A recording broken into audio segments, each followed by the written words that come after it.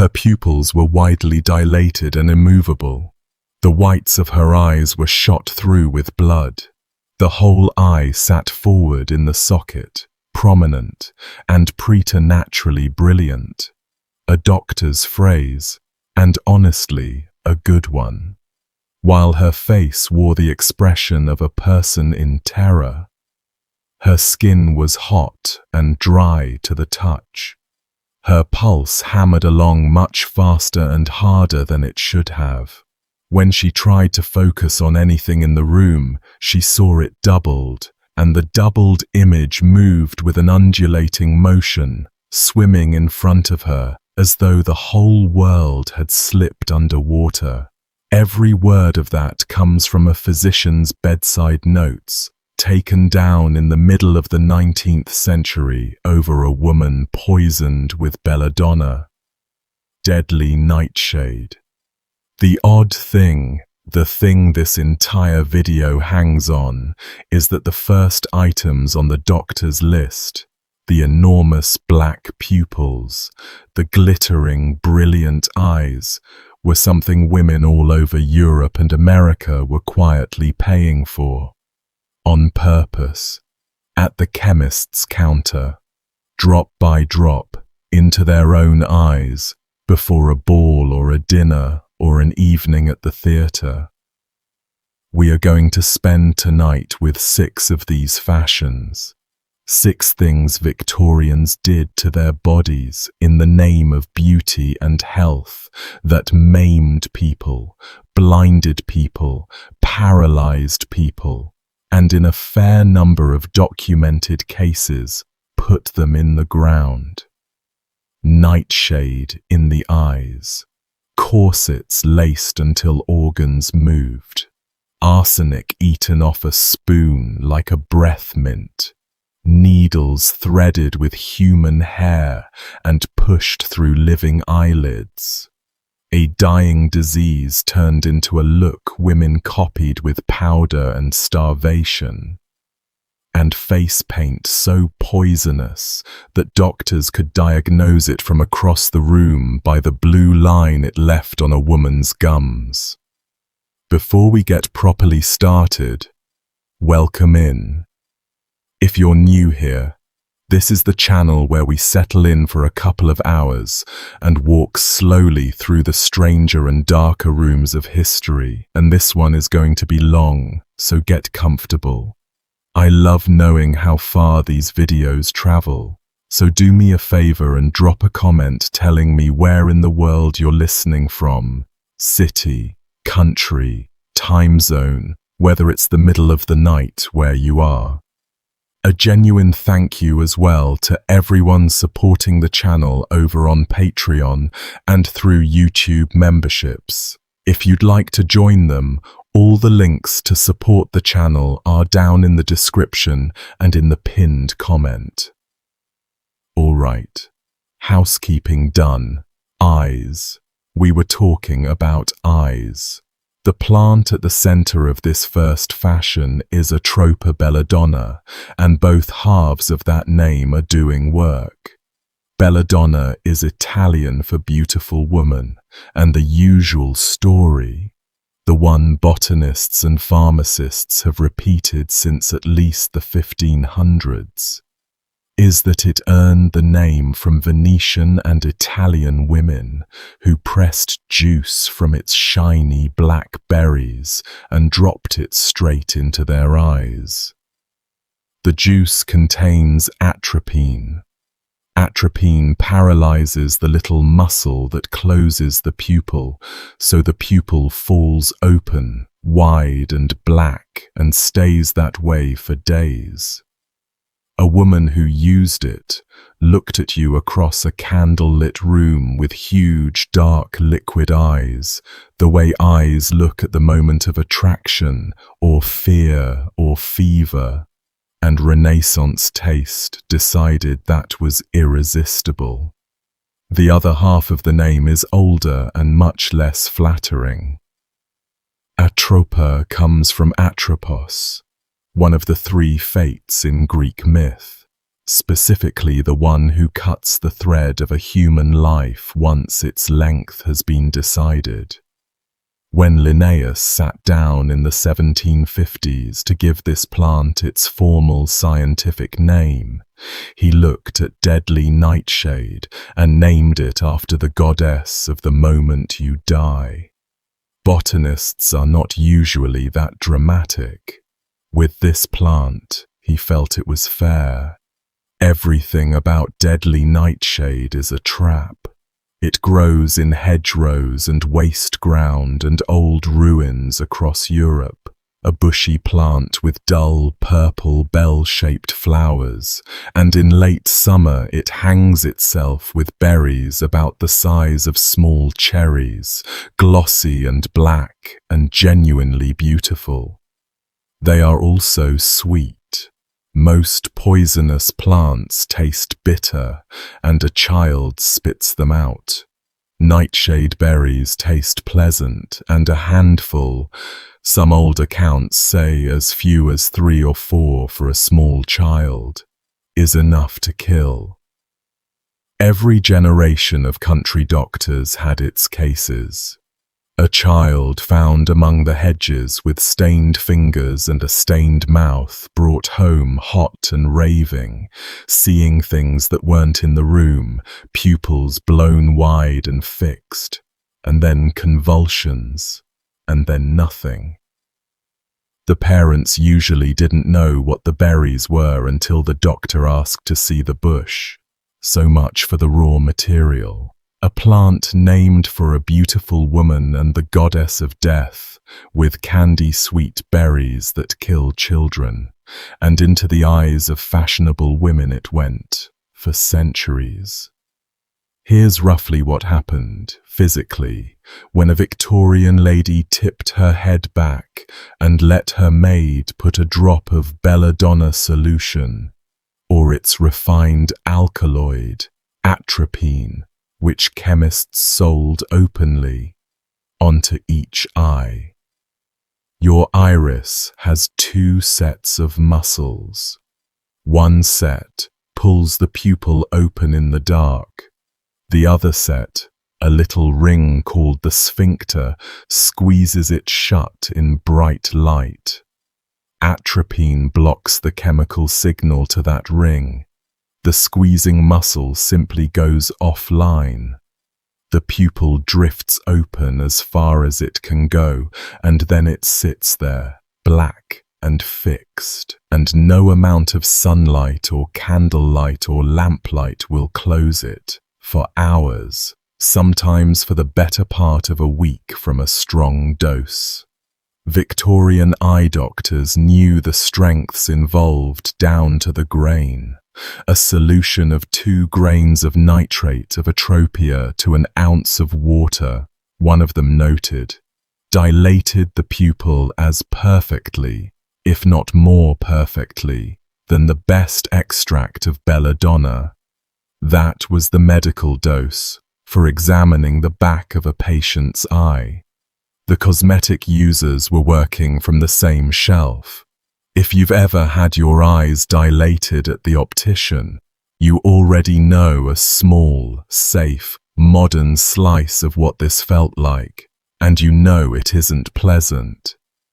Now stretch that afternoon of discomfort out over days and add the fact that nobody handed these women a pair of disposable sunglasses on the way out. The first cost was light.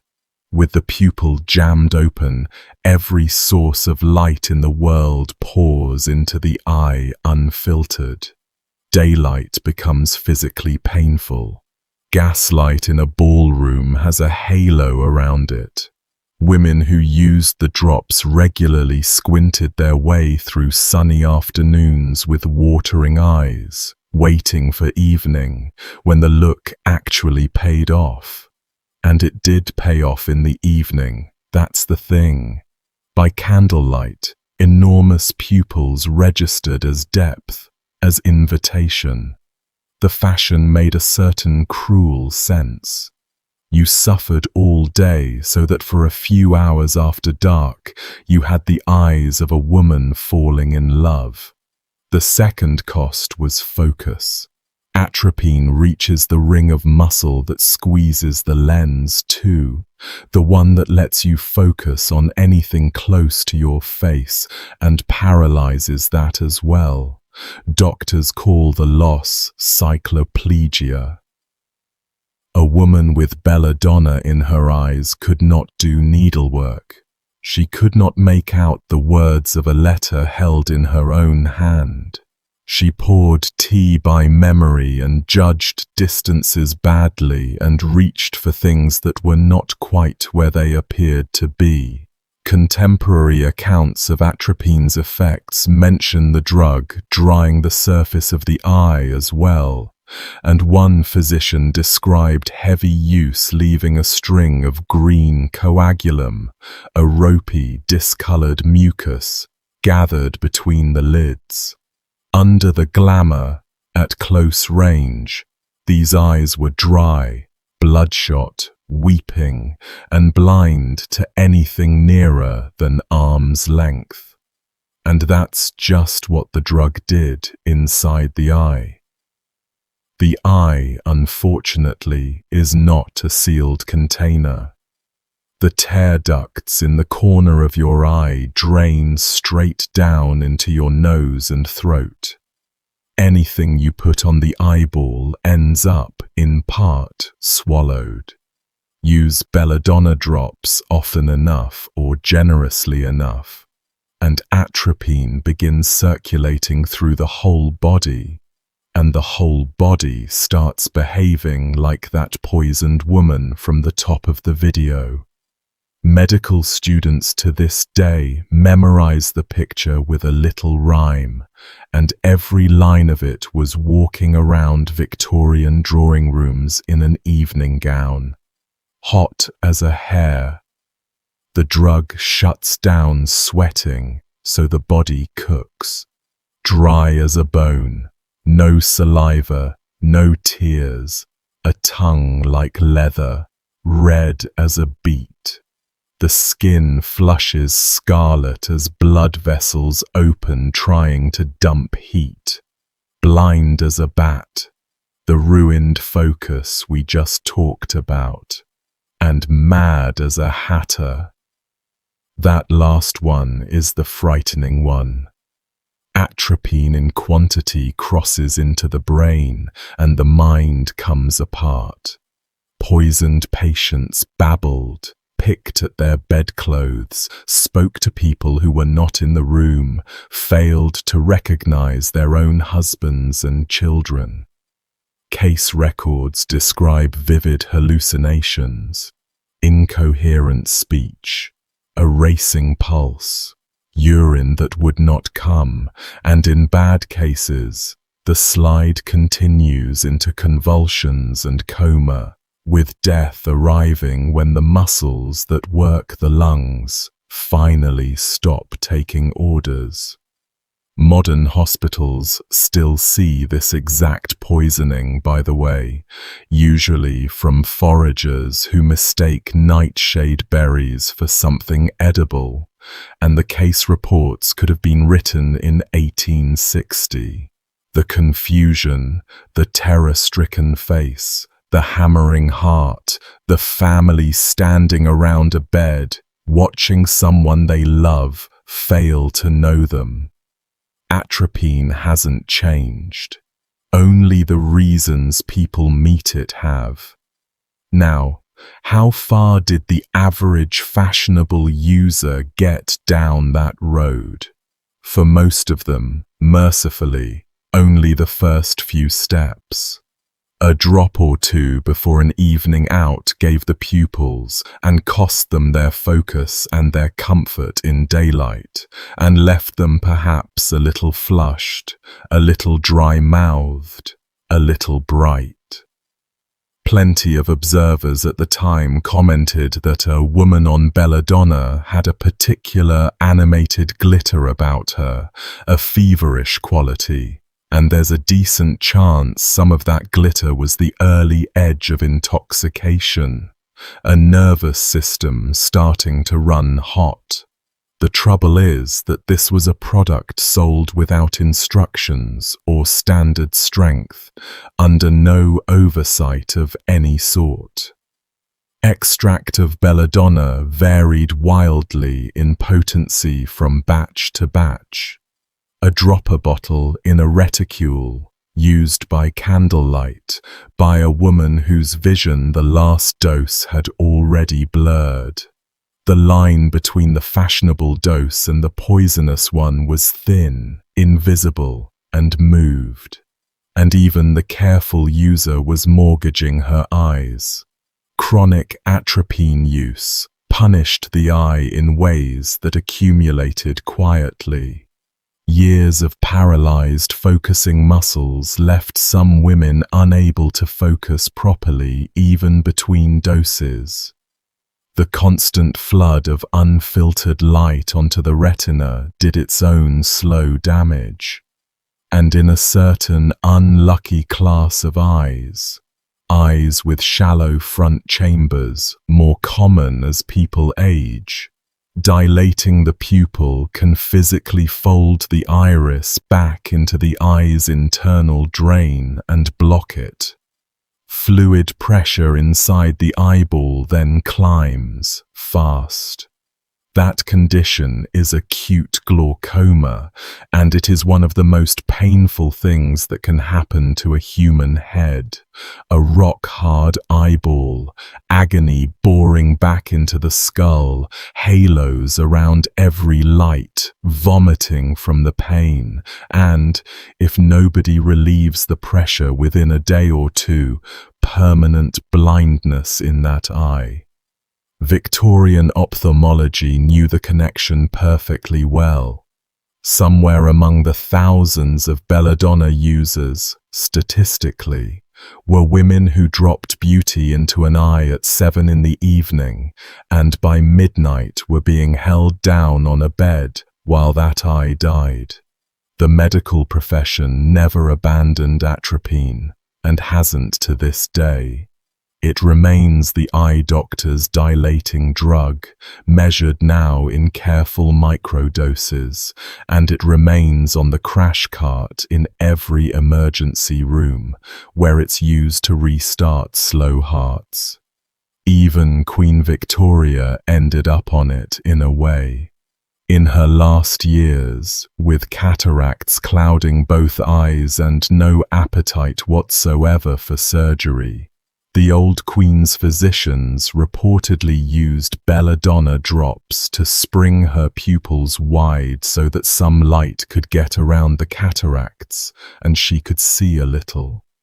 The same trick as the Venetian courtesans, 3 centuries on, for exactly the opposite reason. The women who used it for beauty knew, at some level, what it was. The name of the plant was not a secret.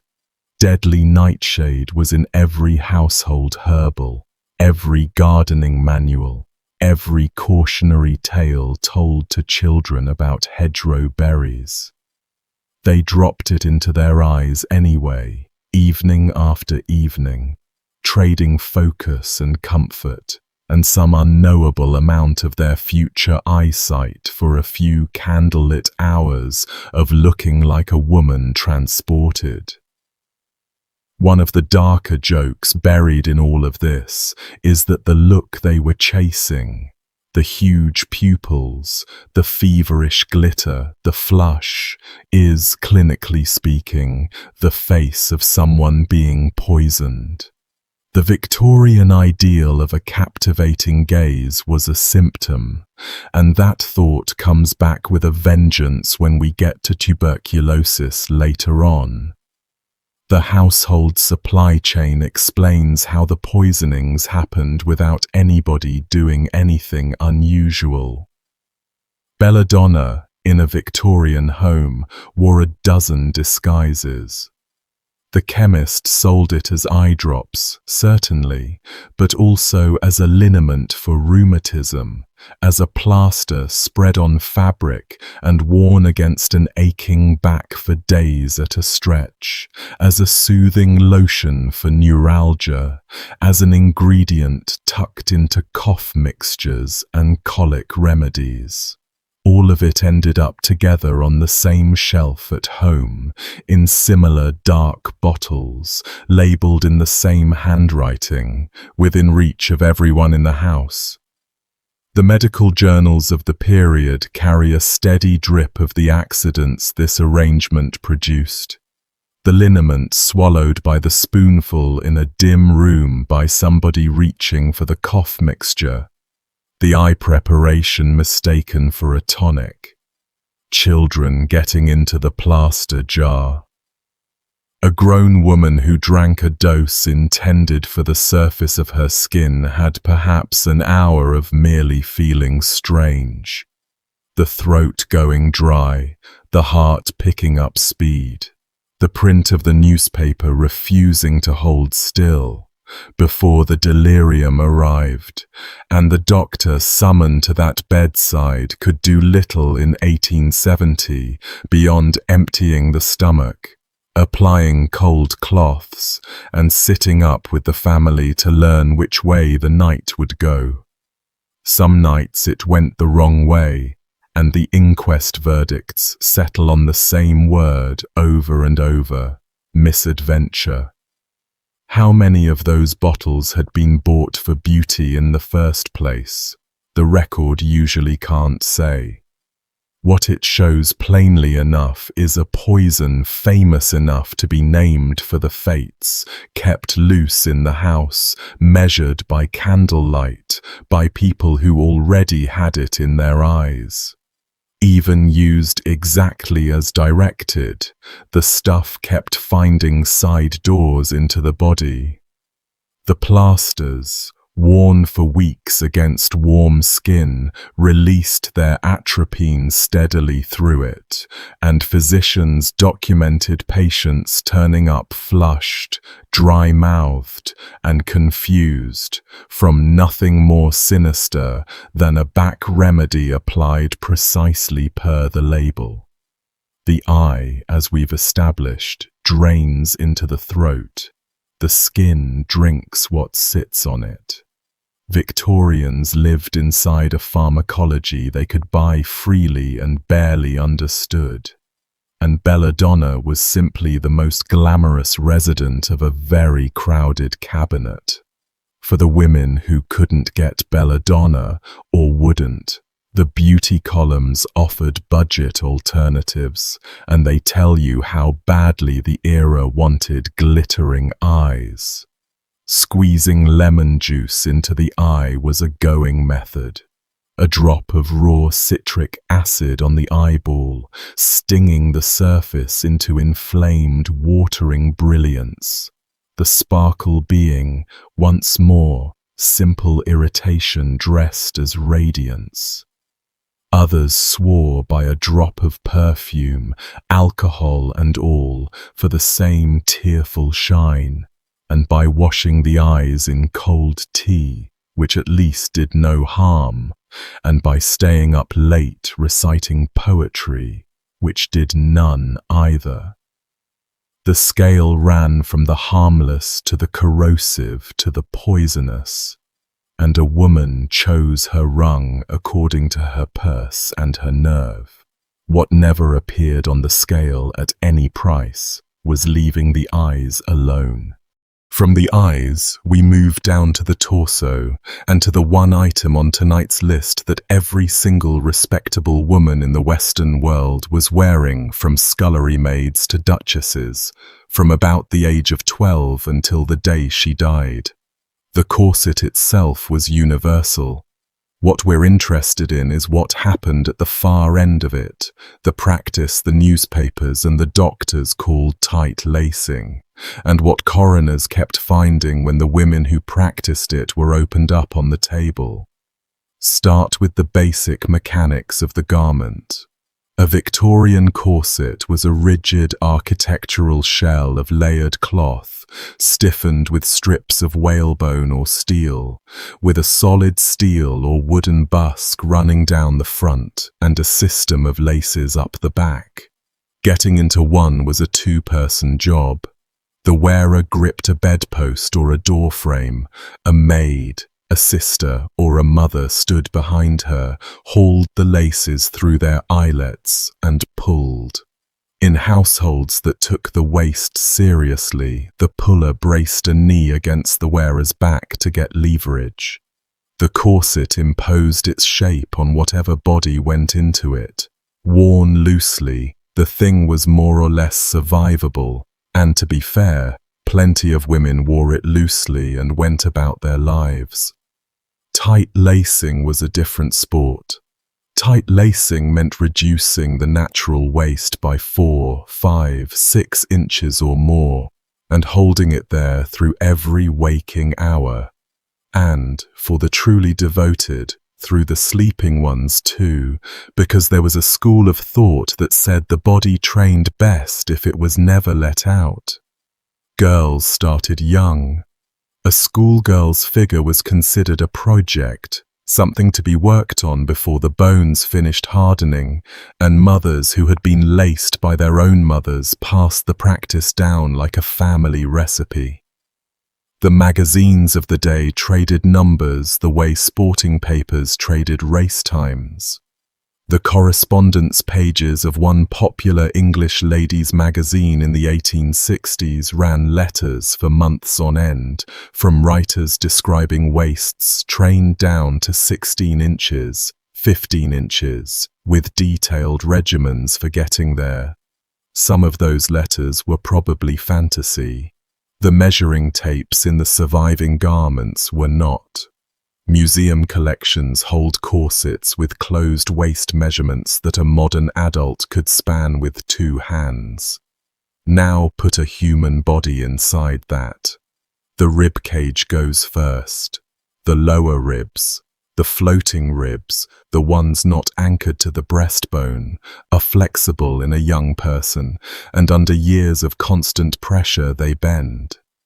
Anatomists who examined the bodies of long-term tight lacers found lower ribs curved inward and downward, in some cases nearly meeting, the whole lower cage remodeled into a narrow cone. Bone is living tissue. Squeeze it for 20 years and it grows into the squeeze. Some of those preserved skeletons are in medical collections now, and you can stand in front of them and see a fashion choice written permanently into a human rib cage. Beneath the ribs, things get worse. The liver sits tucked up under the right side of the cage, and the liver of a tight lacer came out of autopsies, looking like nothing a medical student had seen in a textbook. Pathologists described deep grooves pressed into its surface, actual furrows corresponding to the ribs and the corset's edge, as though someone had tied string around a lump of clay. They gave it a name, the corset liver. Below that, the stomach was squeezed into a fraction of its natural volume and shoved downward and sideways, along with the intestines, which had nowhere to go but down into the pelvis, where they pressed on the bladder and the womb. Doctors of the era attributed a whole catalogue of women's complaints to this internal crowding: chronic indigestion, constipation, fainting, palpitations, and, more seriously, displaced and prolapsed wombs, where the pelvic organs, pushed down year after year, eventually began to slide out of the body entirely. Pregnancy inside a tightly laced corset barely needs describing. Some women laced through it anyway, to hide the condition or preserve the figure, and miscarriage was among the outcomes physicians openly blamed on the practice. Then the lungs. A corset laced to the fashionable degree makes it mechanically impossible to breathe with the diaphragm, the big muscle under the lungs that does most of the work of a normal breath. All that's left is the upper chest, so tight laces breathed in shallow little sips, the collarbones lifting with each one. Photographs of the period catch it sometimes. The lifted collarbones, the raised chin of a woman working for air in the middle of a party. It also explains an entire category of Victorian furniture. The fainting couch existed for a reason. A woman getting through a ball in a tight corset was running her body on a fraction of its normal air supply. In a hot, crowded room, after a meal, her compressed stomach had nowhere to put. Women dropped at dinners and dances so routinely that hostesses planned for it. Smelling salts were standard emergency equipment for a slow-motion medical event happening constantly, in every ballroom, all season long. The doctors watched all of this happen and, to their credit, a lot of them said so, loudly, for decades. The Lancet, Britain's most serious medical journal then and now, came back to the subject over and over, averaging better than an article a year on the dangers of tight lacing from the late 1860s into the 1890s. The headlines alone tell you the tone. Death from tight lacing, June of 1890. Effects of tight lacing, January of 1892. The journal kept a running file of cases where the corset turned up at the inquest, and in 1888 American medical papers reprinted a Lancet item under the plain title, Fatal Tight Lacing. It described an inquest on the body of an elderly woman which found that death had resulted from the practice, and mentioned, almost in passing, that only a few days earlier a nearly identical case had come through. A young lady with a fatty, weakened heart who died suddenly while dressing hastily after a hearty meal, with tight lacing in the coroner's judgment, playing a prominent part in determining the fatal result. Dressing hastily after a hearty meal. She was pulling the laces closed over a full stomach, in a hurry, and her heart stopped. Names survive, and a few of them belong here. Particular young women who died on particular days. Jemima Hall was 21 years old, a domestic servant in London, described at the inquest as being of prepossessing appearance, a good-looking girl in the language of the time. In 1870 she began complaining of pains inside. A doctor saw her one day, and again the next day, and on the third day she was found dead. The inquest was held at Clerkenwell before Dr. Lancaster, one of the great London coroners, and the post-mortem findings were stark enough that papers picked them up. The whole of the organs of the body, the surgeon reported, were contracted and out of their places. Her stomach was smaller than that of an ordinary infant. Her heart weighed just 4 ounces. Cause of death: congestion of the lungs and brain, the result of tight lacing. 21 years old, and her insides had been rearranged into the anatomy of a starved child. Jane Goodwin was 22. In 1844, she was taken ill during a church service, sitting in a pew, laced for Sunday, collapsed, and died. The death was put down to a corset drawn too tight. A year like that produces a strange little image if you sit with it. A congregation mid-service, a young woman sliding sideways, and the garment that killed her still fastened while people loosened her collar and fanned her face, because nobody's first instinct in a church in 1844 was to cut a woman's stays open. In 1851, in Bristol, another 22-year-old died. and the coroner, a Mr. Grindon, ordered a thorough examination. The surgeons found no disease anywhere in her body. Nothing wrong at all, they said, except the compression of the stomach and viscera from tight lacing. The jury's verdict came back as idiopathic asphyxia, hastened by tight lacing. Idiopathic is doctor speak for we don't know why. A healthy woman, suffocated by degrees, and the only abnormal finding in her entire body was the shape the corset had pressed her into. The same year, in Doncaster, a servant girl named Poole died at 14. People around her had warned her about her lacing more than once. That detail made it into the record, the fact that she'd been told. The medical finding was inflammation of the stomach and general disease of the viscera, and the conclusion was that her death had been greatly accelerated, if not altogether caused, by tight lacing.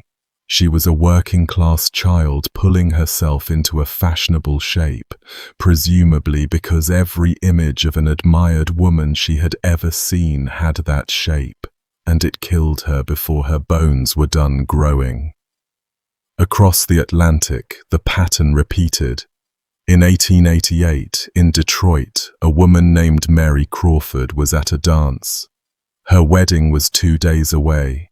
Somewhere in the middle of the dancing she collapsed, and she died there, and when she was examined it was found that her corset was drawn so tightly that the exertion of dancing had caused the bursting of a blood vessel. 2 days before her wedding, laced for a party, dancing, and something inside her tore. The newspapers ran it as a caution. The dress she was to be married in presumably had a corseted waist too. None of this, by the way, snuck up on anybody. The medical case against stays is older than the Victorians themselves. Back in 1793, a German anatomist named Sommering, one of the most respected dissectors in Europe, published an entire treatise on the effects of tight stays, built on actual anatomy, compared skeletons, deformed rib cages, livers with the grooves pressed into them. The whole catalogue laid out with engraved plates so a person could see, bone by bone, what the garment did. His book went through multiple editions and got cited for 100 years.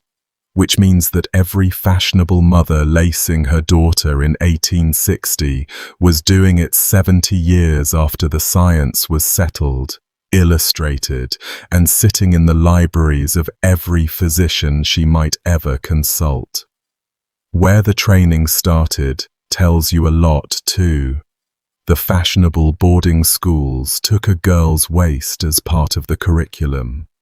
That famous run of letters in the English Ladies magazine in the 1860s included long, detailed accounts of establishments where pupils were laced by the staff, measured and never fully released, stays worn at lessons, at meals, at exercise and kept on at night, on the theory that a figure only trains if it's never allowed to rest. Writers described girls fainting at their desks as a routine event, described the misery of the first months and the strange numb accommodation that followed, and described mothers inspecting the results at the holidays with a tape measure. Now, historians have argued for a long time about those letters. Some of them have the breathless quality of fantasy, and the magazine clearly enjoyed the circulation they generated, so how literally to take each one is a fair question, and I'll leave it open. The physical evidence sits outside that argument. The surviving garments exist, in their hundreds, and they close to the measurements they close to. The remodeled rib cages exist. The grooved livers were drawn from life on the dissection table by men with no circulation to chase.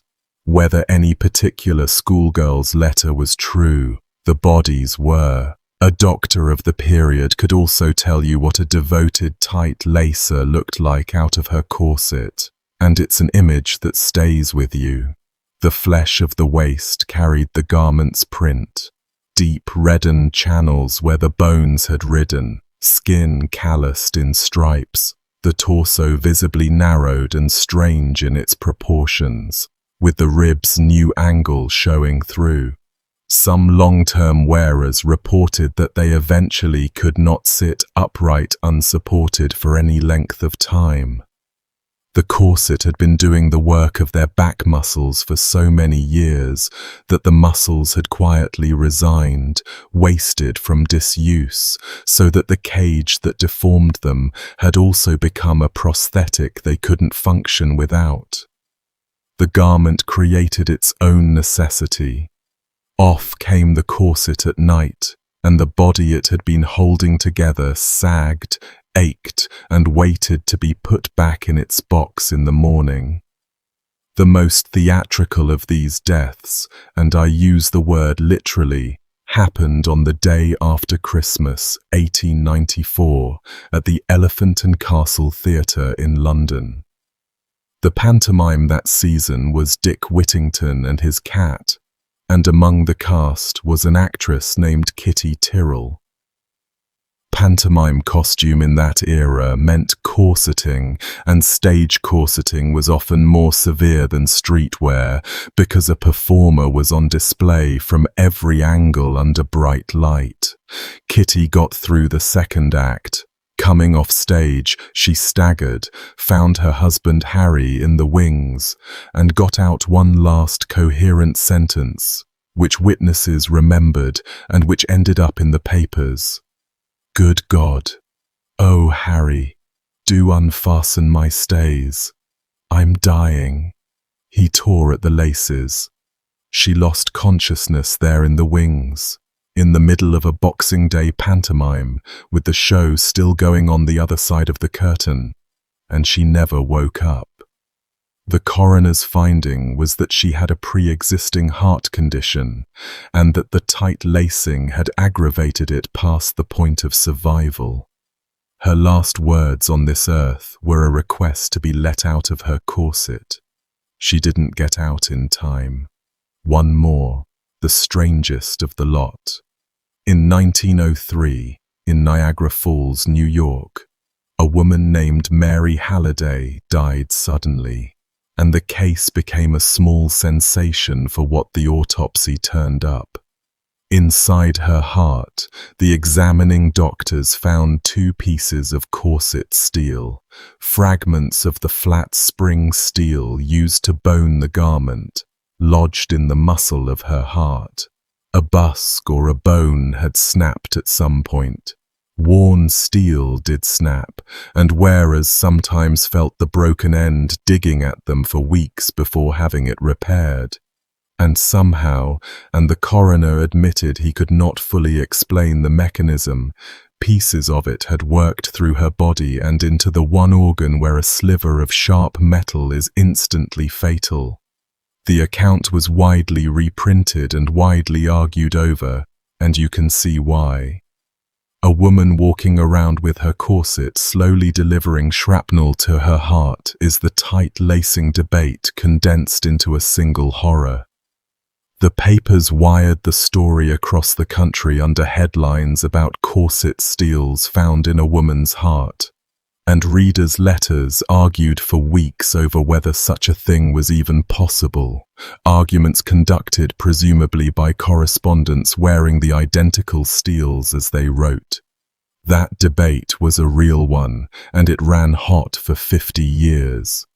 On one side you had physicians like Dr. Embleton of London, who stated flatly that he had known deaths to occur from tight lacing, and Dr. Danford Thomas, the coroner for Central Middlesex, who said in 1881 that he was personally cognizant, he'd sat over the bodies himself, of 4 or 5 women whose deaths came down to tightly laced corsets. Preachers thundered about it. A Dublin paper in the 1840s called corset lacing an impious, murderous, suicidal fashion. all three adjectives in print. On the other side stood a smaller camp of doctors and a very large camp of corset makers and fashion writers, who pointed out that most of the dead women had something else going on too: a weak heart, a fever, a fatty degeneration, and that millions of women wore corsets daily without dropping dead, and that a moderately laced corset was really no worse than a snug waistcoat. Both camps had a point, and the era never settled it. What the inquest records show over and over is a pattern rather than a single clean verdict. Young women, otherwise sound or nearly sound, whose bodies came apart under a specific added strain, a dance, a heavy meal, a hot, crowded room, while wearing a garment that had already rearranged them inside. The corset rarely acted alone. It didn't need to. It just needed to make sure that whatever went wrong that night went wrong all the way. A resistance did exist, and its fate rounds out the picture. In the early 1850s, an American temperance editor named Amelia Bloomer lent her name to a costume of a knee-length skirt worn over loose Turkish trousers, comfortable, warm, corset optional, and for a season or two reform-minded women actually wore it down actual streets. The public response was a national laughing fit. Cartoonists feasted on it. Street boys trailed the wearers chanting at them, preachers found sermons in it, and the music halls kept the joke going long after the last Bloomer costume had gone back in the wardrobe. Within a few years the experiment was over, and every woman watching had absorbed the lesson. The ridicule cost more than the corset did. London organized the next attempt. The Rational Dress Society, founded in 1881 with Viscountess Harberton at its head, campaigned on a memorably specific platform. It protested against any fashion that deformed the figure or impeded the movements of the body, and it held that no woman should be required to carry more than 7 pounds of underclothing. 7 pounds was the reform position, the radical demand. And consider what that implies about the ordinary position. The load a conventionally dressed woman actually hauled through her day in petticoats, corset and skirts. The society published its journal, staged exhibitions of hygienic dress, recruited doctors to lecture, and collected in return the full Bloomer treatment.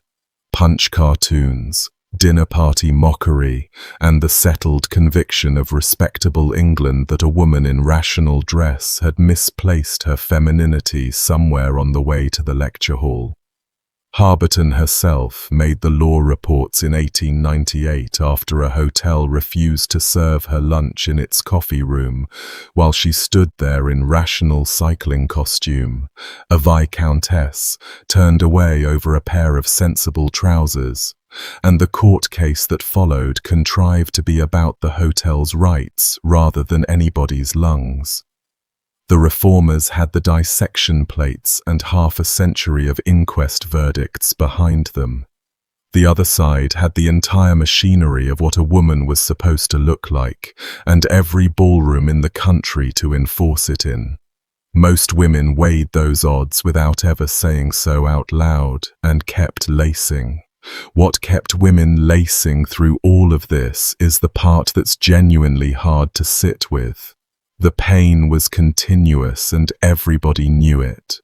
Contemporary memoirs describe girls crying while being laced, describe red raw grooves in the flesh at the end of the day, describe the specific relief of the evening unlacing. The first full breath since morning, taken in stages because taking it all at once hurt. Doctors' warnings ran in the same magazines as the corset advertisements, sometimes on facing pages. None of it mattered, because the waste was currency.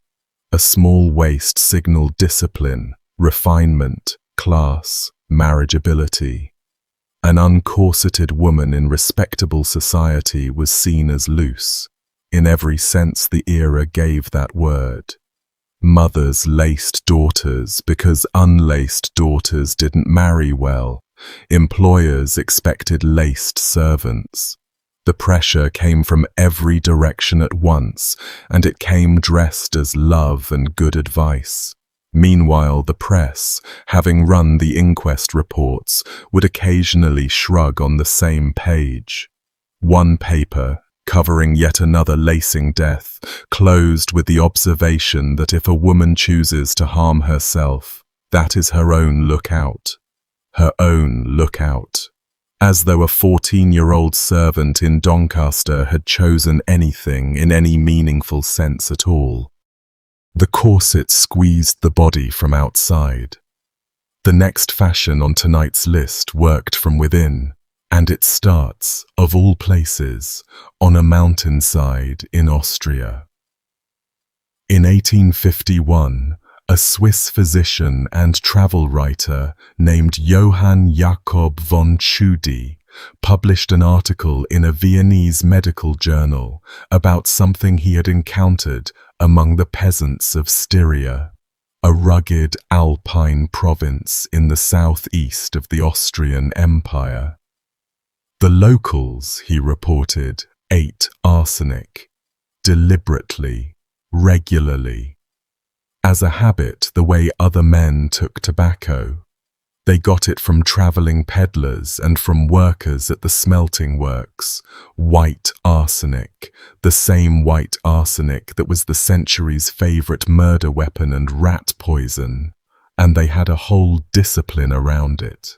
A beginner started with a crumb about the size of a lentil, less than half a grain, taken a few times a week, usually on bread or bacon fat. Then, gradually, over months and years, the dose went up. Tschudi described one man who had worked his way to 4 grains at a sitting, a quantity comfortably capable of killing an ordinary person, and other accounts of the Styrian arsenic eaters, the toxicophagi, the poison eaters, as the literature came to call them, mention lifetime habits amounting to hundreds of milligrams of arsenic trioxide swallowed on a schedule. Why on earth would anyone do this? 2 reasons, according to the eaters themselves.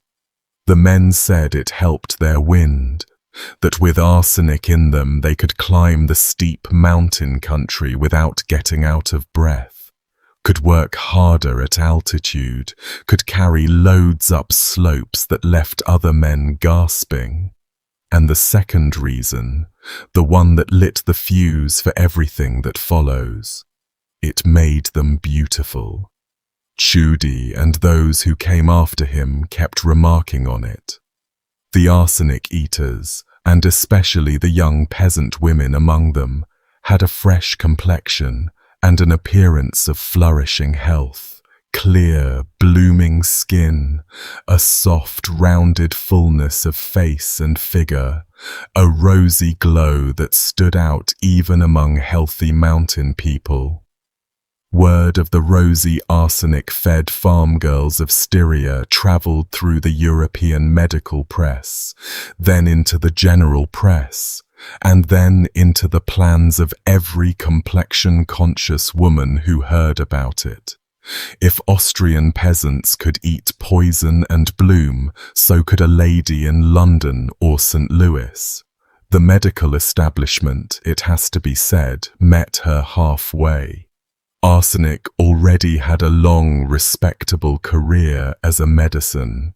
Fowler's solution, a 1% preparation of potassium arsenite invented back in 1786, sat in every pharmacy and every doctor's bag, prescribed for psoriasis, for asthma, for malaria, for anemia, for vaguely defined diseases of the blood, for basically anything a physician couldn't otherwise shift. Patients took it in drops, daily, sometimes for years. It stayed on the market in the United States, incredibly, into the 1950s. So when arsenic for beauty products appeared, they arrived as an over-the-counter extension of ordinary medicine, and they said so on the box. The box I want you to see is a small one, wrapped in blue and white paper, sold in American drugstores and through the mail. Dr. James P. Campbell's Safe Arsenic Complexion Wafers. 120 wafers to the box, $1. Little flat tablets of arsenic to be eaten. The wrapper carried the words, "Guaranteed absolutely safe and harmless to anybody," in capitals, and the advertising copy is a period piece all by itself. Freckles, moth, blackheads, pimples, vulgar redness, rough, yellow or muddy skins, and other facial disfigurements, it promised, are permanently removed, and a deliciously clear complexion and rounding up of angular forms ensured. Rounding up of angular forms. The wafers would plump you as well as bleach you, the Styrian effect in tablet form. Campbell's range included a matching arsenical soap, so a customer could poison herself from the inside and scrub herself with it from the outside on the same evening. And in case a clear complexion wasn't enough, the wafers were also claimed to cure dyspepsia, constipation, malaria, neuralgia, rheumatism, and low spirits. Low spirits. Arsenic for sadness. This was not a back alley product. The Sears, Roebuck catalogue, the same catalogue selling stoves and overalls to every farmhouse in America, carried French arsenic wafers in its 1902 edition at around 35 to 67 cents a box, under the heading, "Ladies, you can be beautiful," promising that you can make yourself as handsome as any lady in the land. In Britain, Dr. Mackenzie's harmless arsenic complexion. Wafers launched in 1893 and advertised in respectable women's magazines like Myra's Journal of Dress and Fashion, whose pages warned readers about the fatal 30, the birthday after which, apparently, a woman's face began its long surrender and needed chemical reinforcement.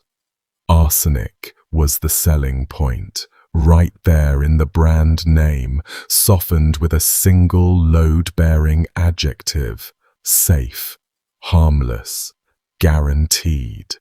Here's what the arsenic was actually doing. The pale, waxy, luminous complexion the wafers produced was real. Women who took them did turn ivory pale, and admirers did notice. The pallor happened because arsenic attacks the blood and the small vessels of the skin.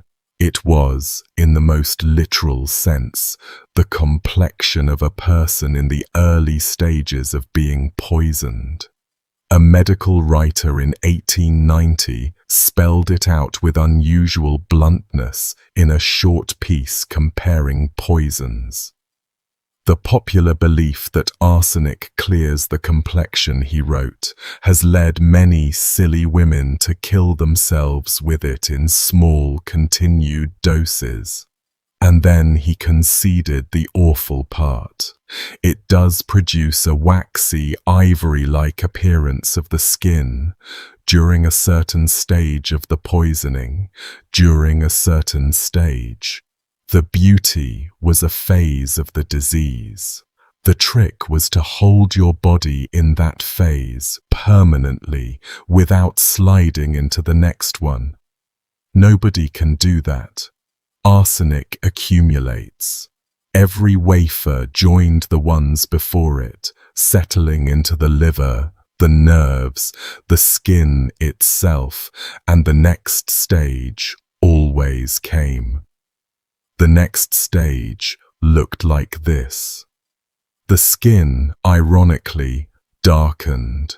Chronic arsenic poisoning produces a bronzed, mottled discoloration, raindrops of pigment scattered across the body, the exact opposite of the porcelain the Wafers promised, so the desperate response of some users was to take more. Thick, horny growths called keratoses rose on the palms of the hands and the soles of the feet, hard yellowish calluses that cracked and hurt with every step. Hair came out in handfuls. The thyroid swelled into a goiter at the throat. Then the nerves began to die, starting at the far ends. Burning, stabbing pain in the feet and hands, then numbness creeping upward, then weakness, until some chronic users could no longer button a dress or walk without watching their own feet. The stomach and bowels ran a constant low-grade rebellion, the liver scarred. And decades down the line, arsenic collected its final installment. It's a potent cause of cancer. A modern study followed several hundred English patients who had been dosed with Fowler's solution in the mid-20th century. Ordinary patients prescribed it by ordinary doctors and found bladder cancer deaths running at several times the expected rate, along with the skin cancers that arsenic keratoses have a nasty habit of turning into. The Victorian wafer eaters were never followed up by anybody. Their cancers, 20 and 30 years later, were simply cancers, mourned in isolation, never connected on any ledger to the little blue and white box from the drugstore. One grave in St. Louis has become the unofficial monument to all of them. In Bellefontaine Cemetery, there's an elaborate Gothic canopy of carved marble, 4 pinnacled columns sheltering a tomb, raised by a wealthy man named William Bennett over his wife Kate. Kate Brewington Bennett was celebrated as one of the most beautiful women in St. Louis, and the thing everyone remarked on was her complexion, a flawless, luminous, marble-white skin, unusual enough that people talked about it. She died on the 20th of November, 1855. The account preserved with her story holds that an autopsy found the cause. She had been taking small doses of arsenic for years to keep that celebrated paleness without understanding that arsenic is a cumulative poison, that her body had been quietly banking every dose. Her headstone gives her age as 37, and even that is touched by the same vanity. The records suggest she was a few years older, and the stone, like the skin, was arranged to flatter. So the monument stands there today, genuinely lovely, a rich man's grief carved at enormous expense, over a woman who spent years achieving the complexion of a marble statue and then became one. One more feature of the habit, the one the Styrians themselves warned about. You couldn't stop. Not easily, and by some accounts, not safely. The mountain arsenic eaters told visiting doctors that a man who tried to give up his doses became ill. anxious, sick to his stomach, wretched in ways that only the next dose relieved, and that eaters who quit abruptly sometimes sickened badly enough that the practice had a saying attached to it: once begun, carried to the grave. Whatever the exact physiology behind those accounts, the practical shape of it lands the same way. This was a habit with teeth on both ends. Keep taking the wafers and the poison accumulates toward the darkening skin and the dying nerves. Stop taking them and your own body, by the eater's testimony, punishes you for leaving. A young woman 2 years into her complexion regimen was, on this understanding, already carrying something she could neither continue nor quit without paying. And if you want proof of how completely ordinary cosmetic arsenic had become, look where it turned up next, in murder trials, as an alibi. In Glasgow in 1857, a well-bred young woman named Madeline Smith stood trial for poisoning her secret lover with arsenic-laced cocoa after he became inconvenient to a respectable engagement. The purchases were documented. She had signed the poison register at the chemist's more than once.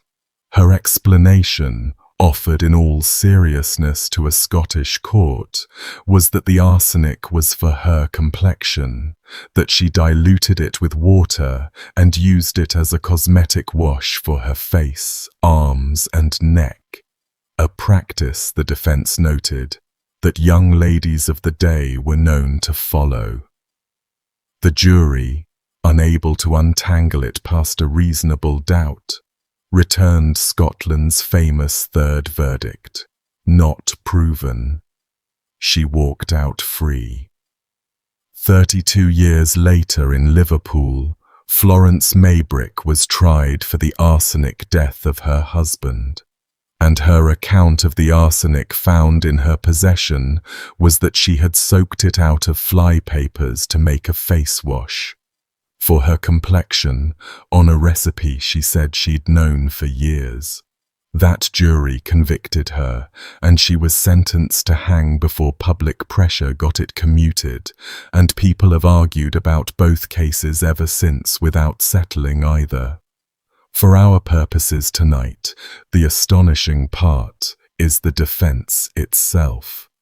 In the Victorian courtroom, I bought deadly poison to put on my face was a plausible, ordinary, jury-ready explanation, because everyone in the jury box knew women who did exactly that.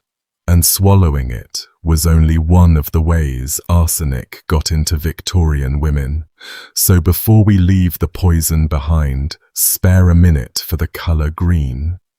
In 1775, a chemist named Scheele cooked up a brilliant new pigment from copper and arsenic, and the 19th century fell in love with it. Scheele's green, and its even more vivid successor Paris green, gave the era an emerald colour nothing natural could touch. A saturated, glowing, gaslight-friendly green that went into wallpaper, into candles, into children's toys, into fake flowers, into food colouring, and into ball gowns. A fashionable green dress of the 1850s could carry a genuinely startling quantity of arsenic in its dye, and it shed. Every movement of the skirt dusted the air around the wearer. Doctors wrote about partners at balls coming away from a green-gowned lady with rashes on their hands. Punch, the satirical magazine, ran cartoons of skeletons in evening dress waltzing with living women, and one of them carried the caption, "The Arsenic Waltz."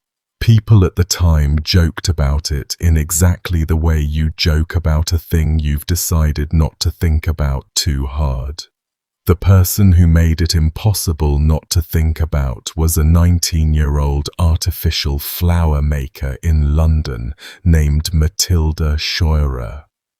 Her job, in a workshop full of young women like her, was to fluff, to shake and dress the fake leaves used on ladies' headdresses, leaves coloured with powdered Sheila's green. She breathed the powder all day. She ate her lunch with it on her hands. She'd already been sick with it several times, sent home, recovered, come back, because the work was the work and rent was rent. In November of 1861, the poison finally accumulated past what her body could carry, and her death, on the 20th of that month, was reported at unusual length. The details were appalling. She vomited green, the whites of her eyes turned green, her fingernails were green. She told her doctor that everything she looked at was green. Toward the end, she had convulsions, foaming at the mouth, and she died, in the words of the report, with an expression of great anxiety on her face. A 19-year-old girl whose last hours were spent seeing the colour that killed her painted across the entire visible world. The autopsy found arsenic in her stomach, her liver, and her lungs. The press coverage. One article ran under the almost gentle title, "Pretty Poison Wreaths," put her name in front of the same ladies who wore the flowers she'd died making, and it genuinely moved public opinion. Though Britain being Britain, nothing was banned. The last arsenical wallpaper didn't leave the market until around 1890, nearly 30 years after they buried her. And if you want the scale of how casually this poison circulated, in 1858, in Bradford, a sweet seller's supplier reached for the wrong barrel while cutting peppermint humbugs with cheap filler, and used arsenic instead. The filler had a trade name, Duff, powdered plaster, mixed into sweets because sugar cost money, and the mix-up happened in a chemist's cellar, where an unwell assistant waved a customer toward the wrong cask. The man who boiled up the batch felt ill while making it, noticed the humbugs looked strange, and sold them anyway at a discount. By the next morning, children who had spent a halfpenny at the stall were dying in their beds, while the town's doctors, watching whole families collapse at once, suspected cholera. Roughly 20 people died, and more than 200 were poisoned, many of them children, from one batch of candy sold off one market stall on one night. That was the world the Complexion wafers were sold into. Arsenic was everywhere, everyone half knew it, and a woman eating it deliberately out of a labelled box was, in context, almost unremarkable. Stand back a step before we leave the poison though, since the dresses and the flowers were islands in a much wider green sea. Arsenical pigment turned up wherever the century wanted cheap, vivid colour, in gloves and stockings that inflamed the skin they touched, in hat linings, in children's toys, in the printed leaves of nursery picture books, in candles that dosed a room as they burned down, in wax fruit for the sideboard and coloured paper for wrapping sweets. A woman of the 1860s could plausibly be taking in arsenic from her gown, her gloves, her candlelight, and her walls at the same time, and of all of those, the walls did the most damage. Wallpaper was the great silent exposure, the one nobody chose and nobody could see working. Sheely's green and its cousins went onto wall coverings on an industrial scale.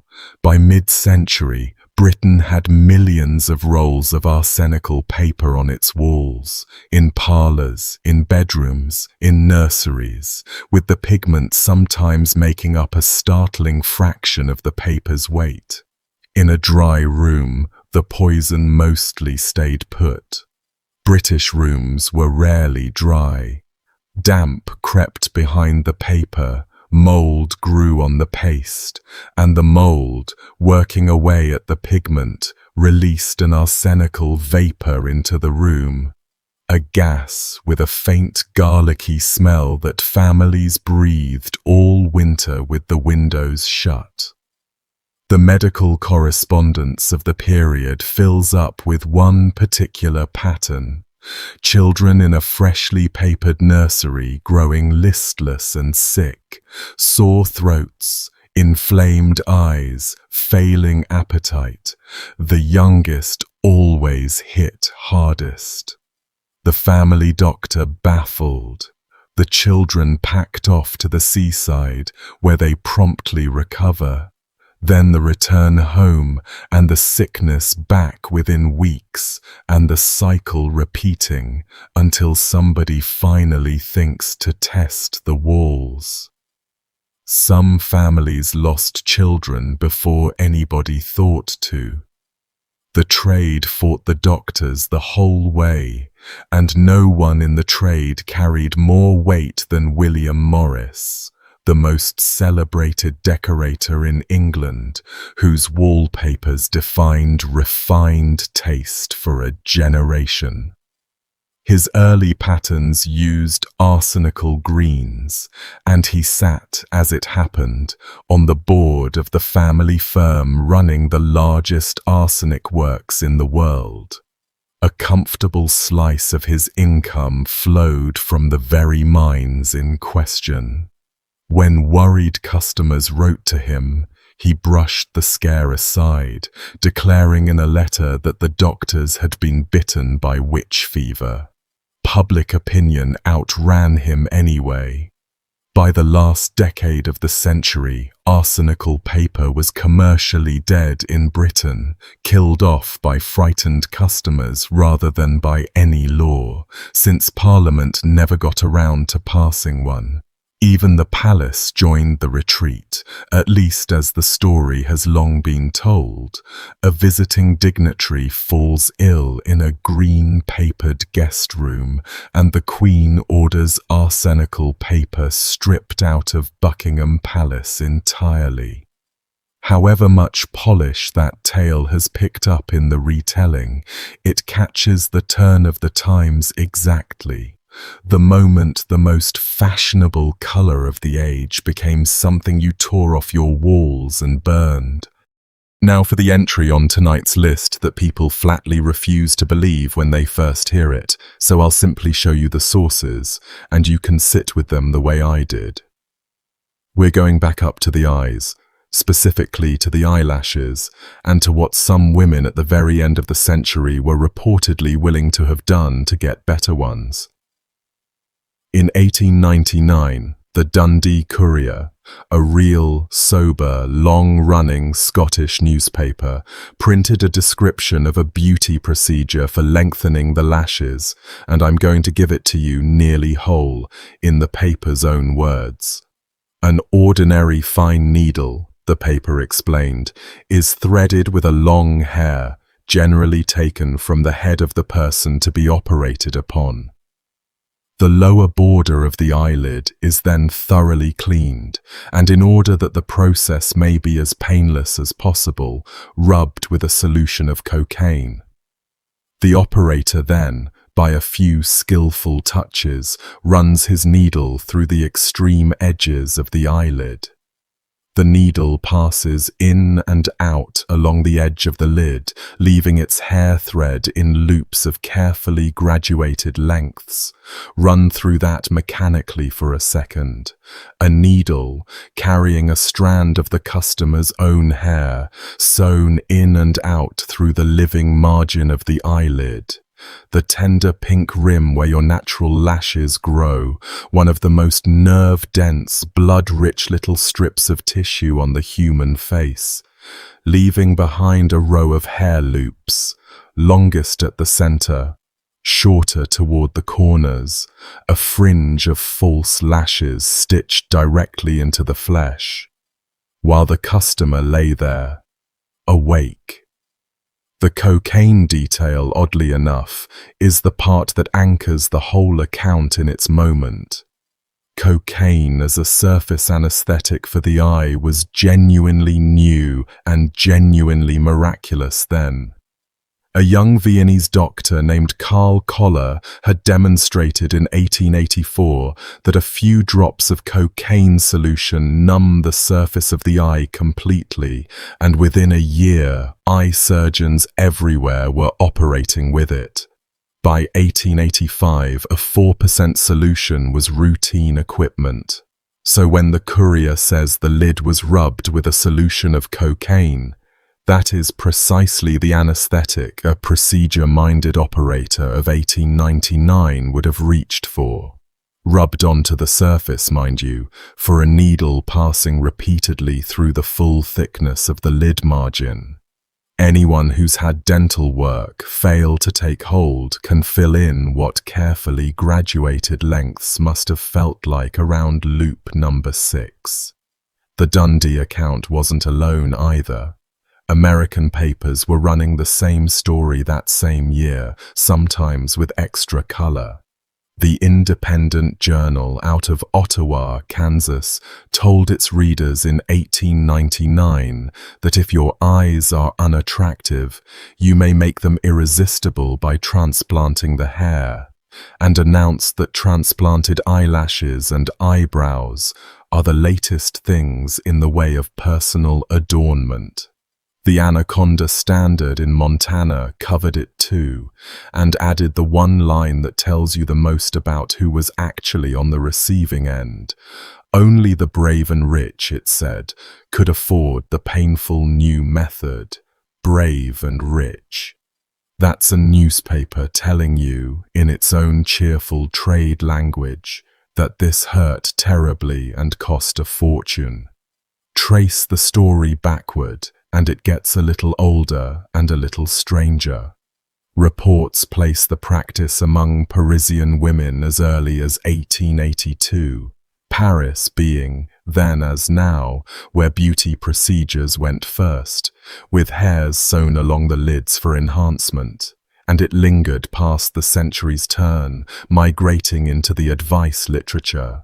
A beauty manual from 1901, written by a countess entitled Beauty's Aids, or How to be Beautiful, described what it called a successful experiment by which a fallen eyelash can be replaced by grafting a hair of the same person, cut to the required length, into an incision previously made in the borders of the lids.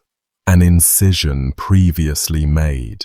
The Countess's version does away with thread altogether, cut a little slot into the lid edge, plant a hair in it, one lash at a time, like setting seedlings. How many women actually went through with this? Honest answer, the record doesn't say. What survives is newspaper coverage, repeated, multi-country, spread over about 2 decades, consistently describing the same procedure in the same terms, plus that beauty manual, and nothing much in the way of clinic ledgers or named patients. The papers themselves treat it as an expensive novelty, something the brave and rich were doing in Paris and perhaps in a few discreet establishments elsewhere, and not as something happening on every high street. Some historians think it was mostly talk. Some think a real, small, painful trade sat behind the talk. I'll leave that with you. What I'd gently point out is that the era around it was demonstrably full of women eating arsenic from labelled boxes and lacing their ribs into new shapes, so the question of whether some of them would let a man with a needle at their eyelids isn't exactly a leap. What we can talk about with complete confidence is what the procedure risked, because the medicine of the moment is well documented. This was the pre-antibiotic world. A needle passing repeatedly through the lid margin, even a cleaned lid, even a careful operator, is an infection lottery. And the eyelid is a uniquely bad place to lose it. Infection there spreads through the loose tissue of the lid, which balloons shut, hot and purple. From there it can track backward into the eye socket itself, and orbital infection in that era meant possible blindness, meant the eye sometimes having to be removed, and meant, in the worst runs, infection reaching the veins that drain into the brain, a complication that killed people well into the 20th century. Every loop of that hair thread was also a foreign body left in the wound, a little wick for bacteria. The best case outcome, the successful case, was a row of dead hairs stitched into scar tissue, doing their job until they worked loose. The bad cases, whoever and wherever they were, don't have newspaper articles. Failed beauty procedures never do. Women didn't advertise them. They wore veils and stayed in, and the record keeps their secrets. And for the women who wouldn't face the needle, the era had gentler sounding options that were merely poisonous instead. Lash growth preparations were a thriving little market, and more than one relied on mercury. In the 1870s, a beauty writer in a major American fashion magazine was recommending that readers rub a mercury compound along the eyelids to encourage the lashes, mercury being a substance we'll be seeing a great deal more of before tonight is over, and the eyelid being about the last place on the body you'd want it. Cheaper still was the folk method, trimming. The stubborn belief that cutting hair makes it grow back longer and thicker got applied directly to eyelashes, so women snipped their own lashes short, and some snipped their infants' lashes, babies' lashes, on the theory of investing early, and then waited for a luxuriance that hair biology was never going to deliver. Worst case with the scissors was a slip, an eye, and a very bad afternoon. As beauty fad injuries go, that almost counts as getting off lightly. The sewing stories have one more descendant to meet before we move on, just over the era's horizon. In 1916, on the set of the film Intolerance, the director D.W. Griffith decided that his Babylonian princess needed lashes that brushed her cheeks when she blinked, and the production improvised. A wig maker wove human hair through a strip of fine gauze, and the strips were glued along the eyelids of the actress, Sina Owen, with spirit gum, the same adhesive that held false beards on.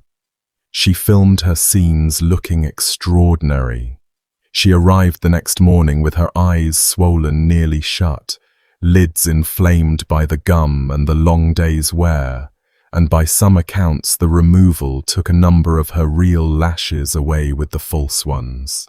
She recovered, the shots stayed in the picture, and the false eyelash, the glue-on version, the one that finally retired the needle, entered the world by way of an actress who spent its first morning half blinded by it.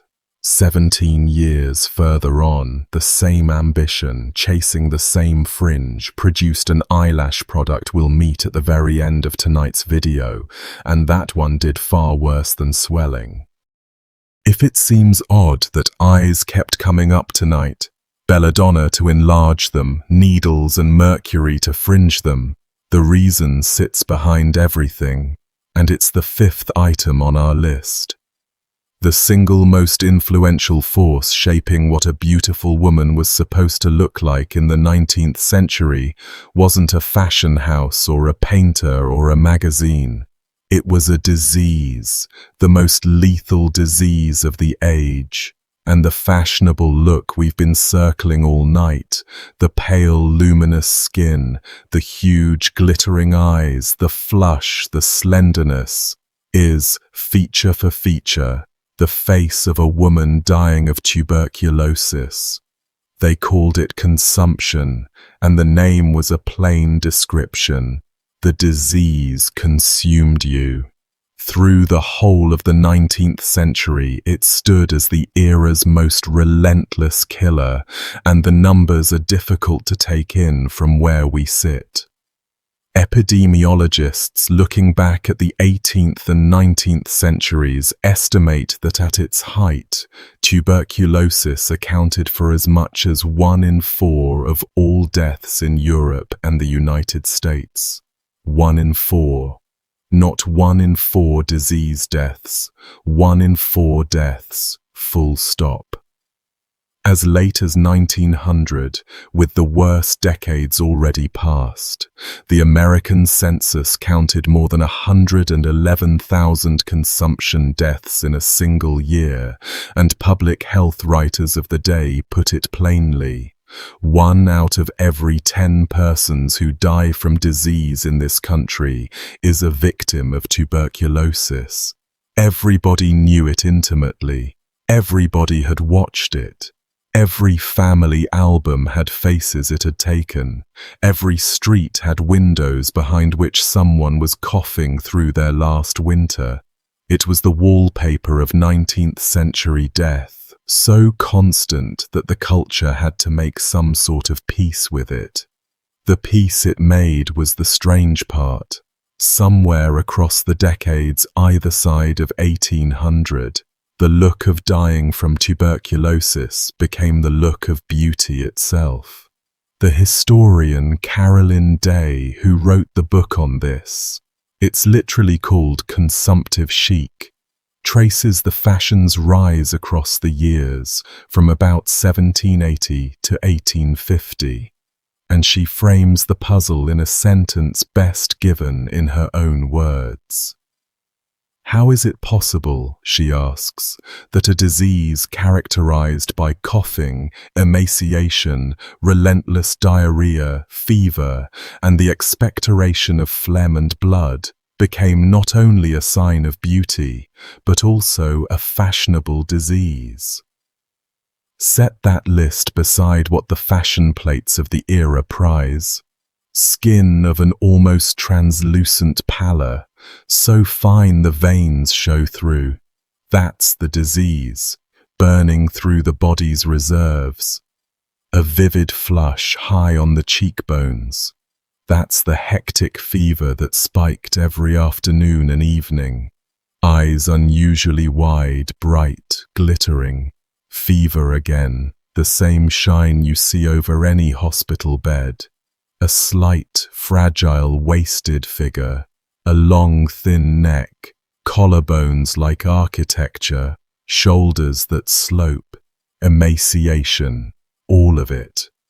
The consumptive woman of the poems and the novels was ethereal, spiritual, too fine for this world, burning with an inner flame. The consumptive woman in an actual bedroom was drowning slowly in her own lungs. The century looked at both and somehow chose to see the first. Poets did an enormous amount of the choosing. Consumption was the artist's disease, the disease of sensitive souls.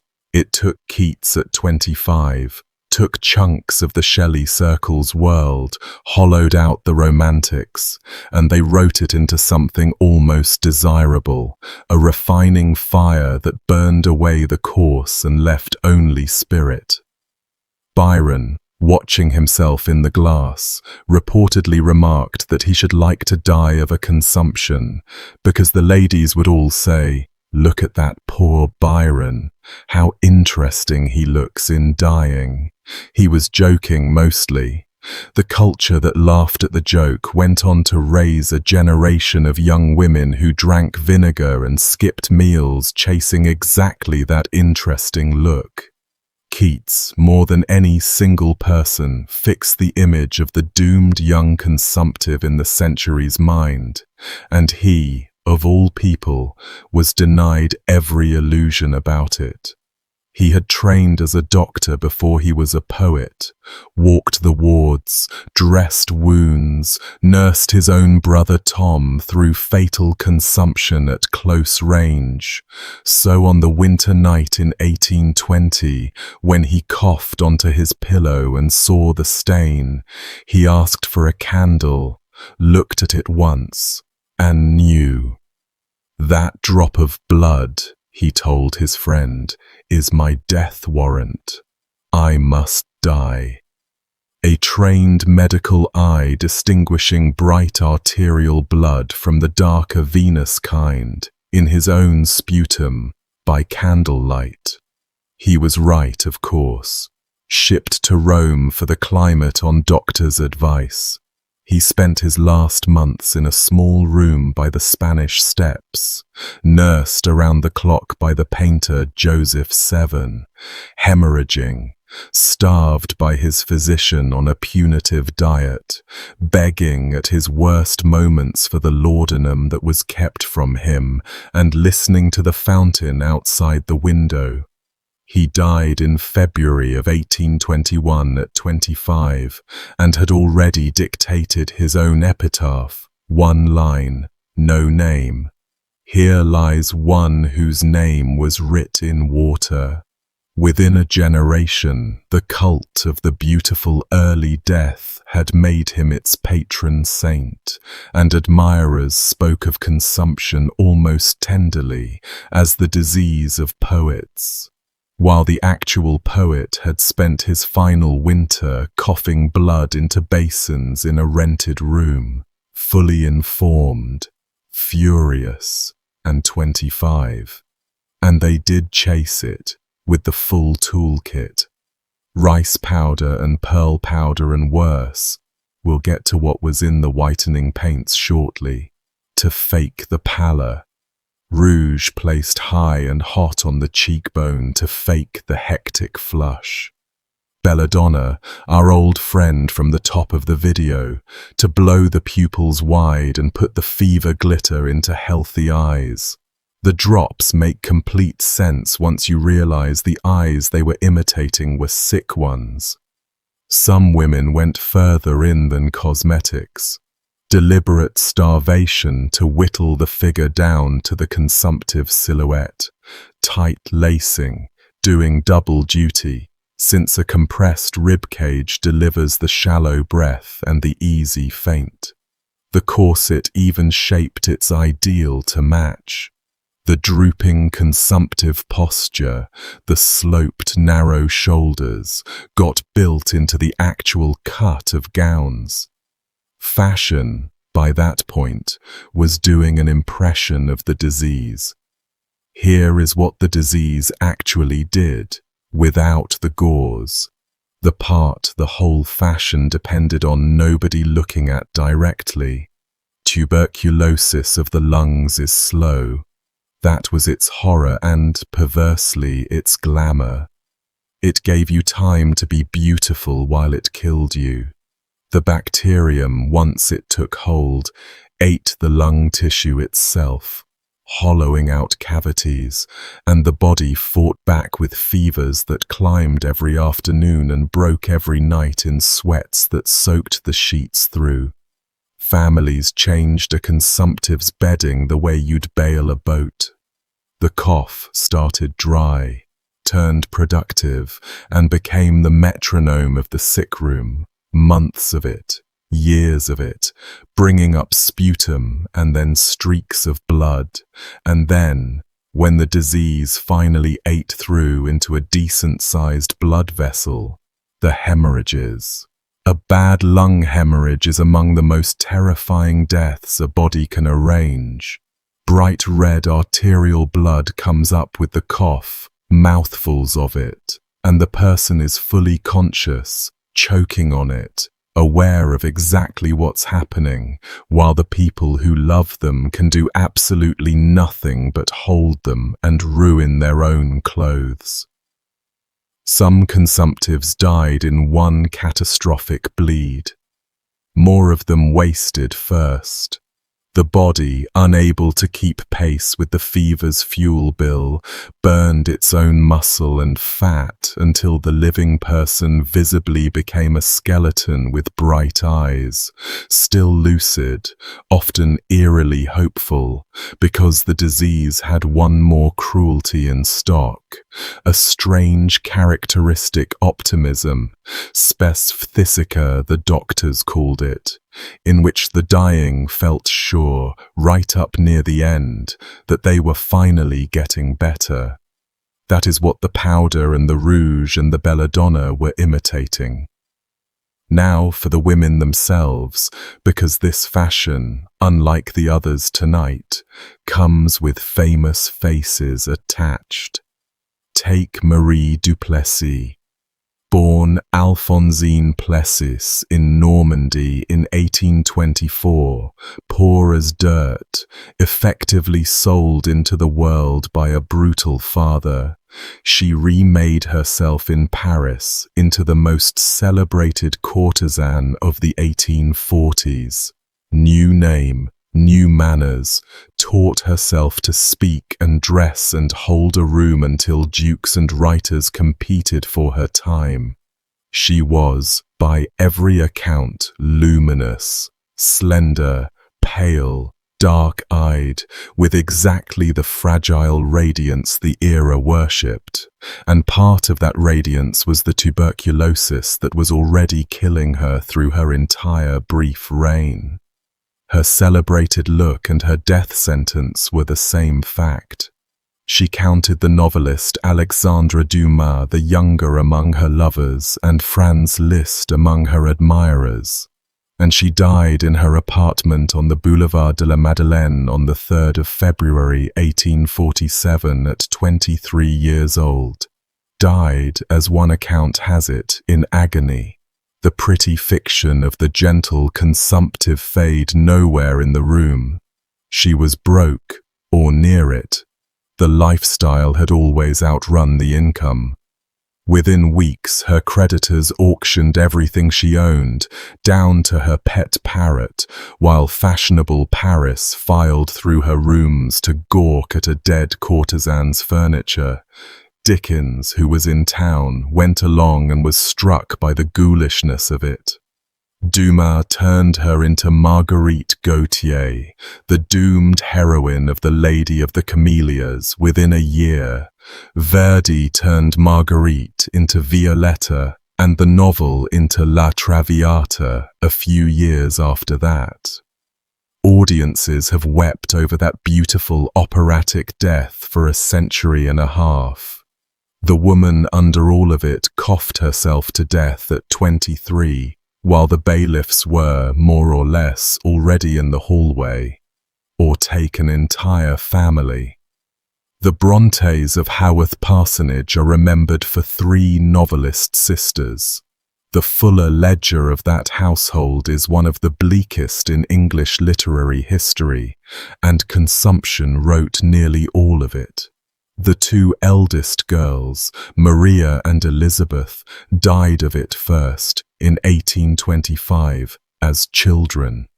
They'd been sent to a cheap boarding school for clergymen's daughters, where cold, hunger, and damp did the recruiting for the disease, and they were brought home one after the other to die.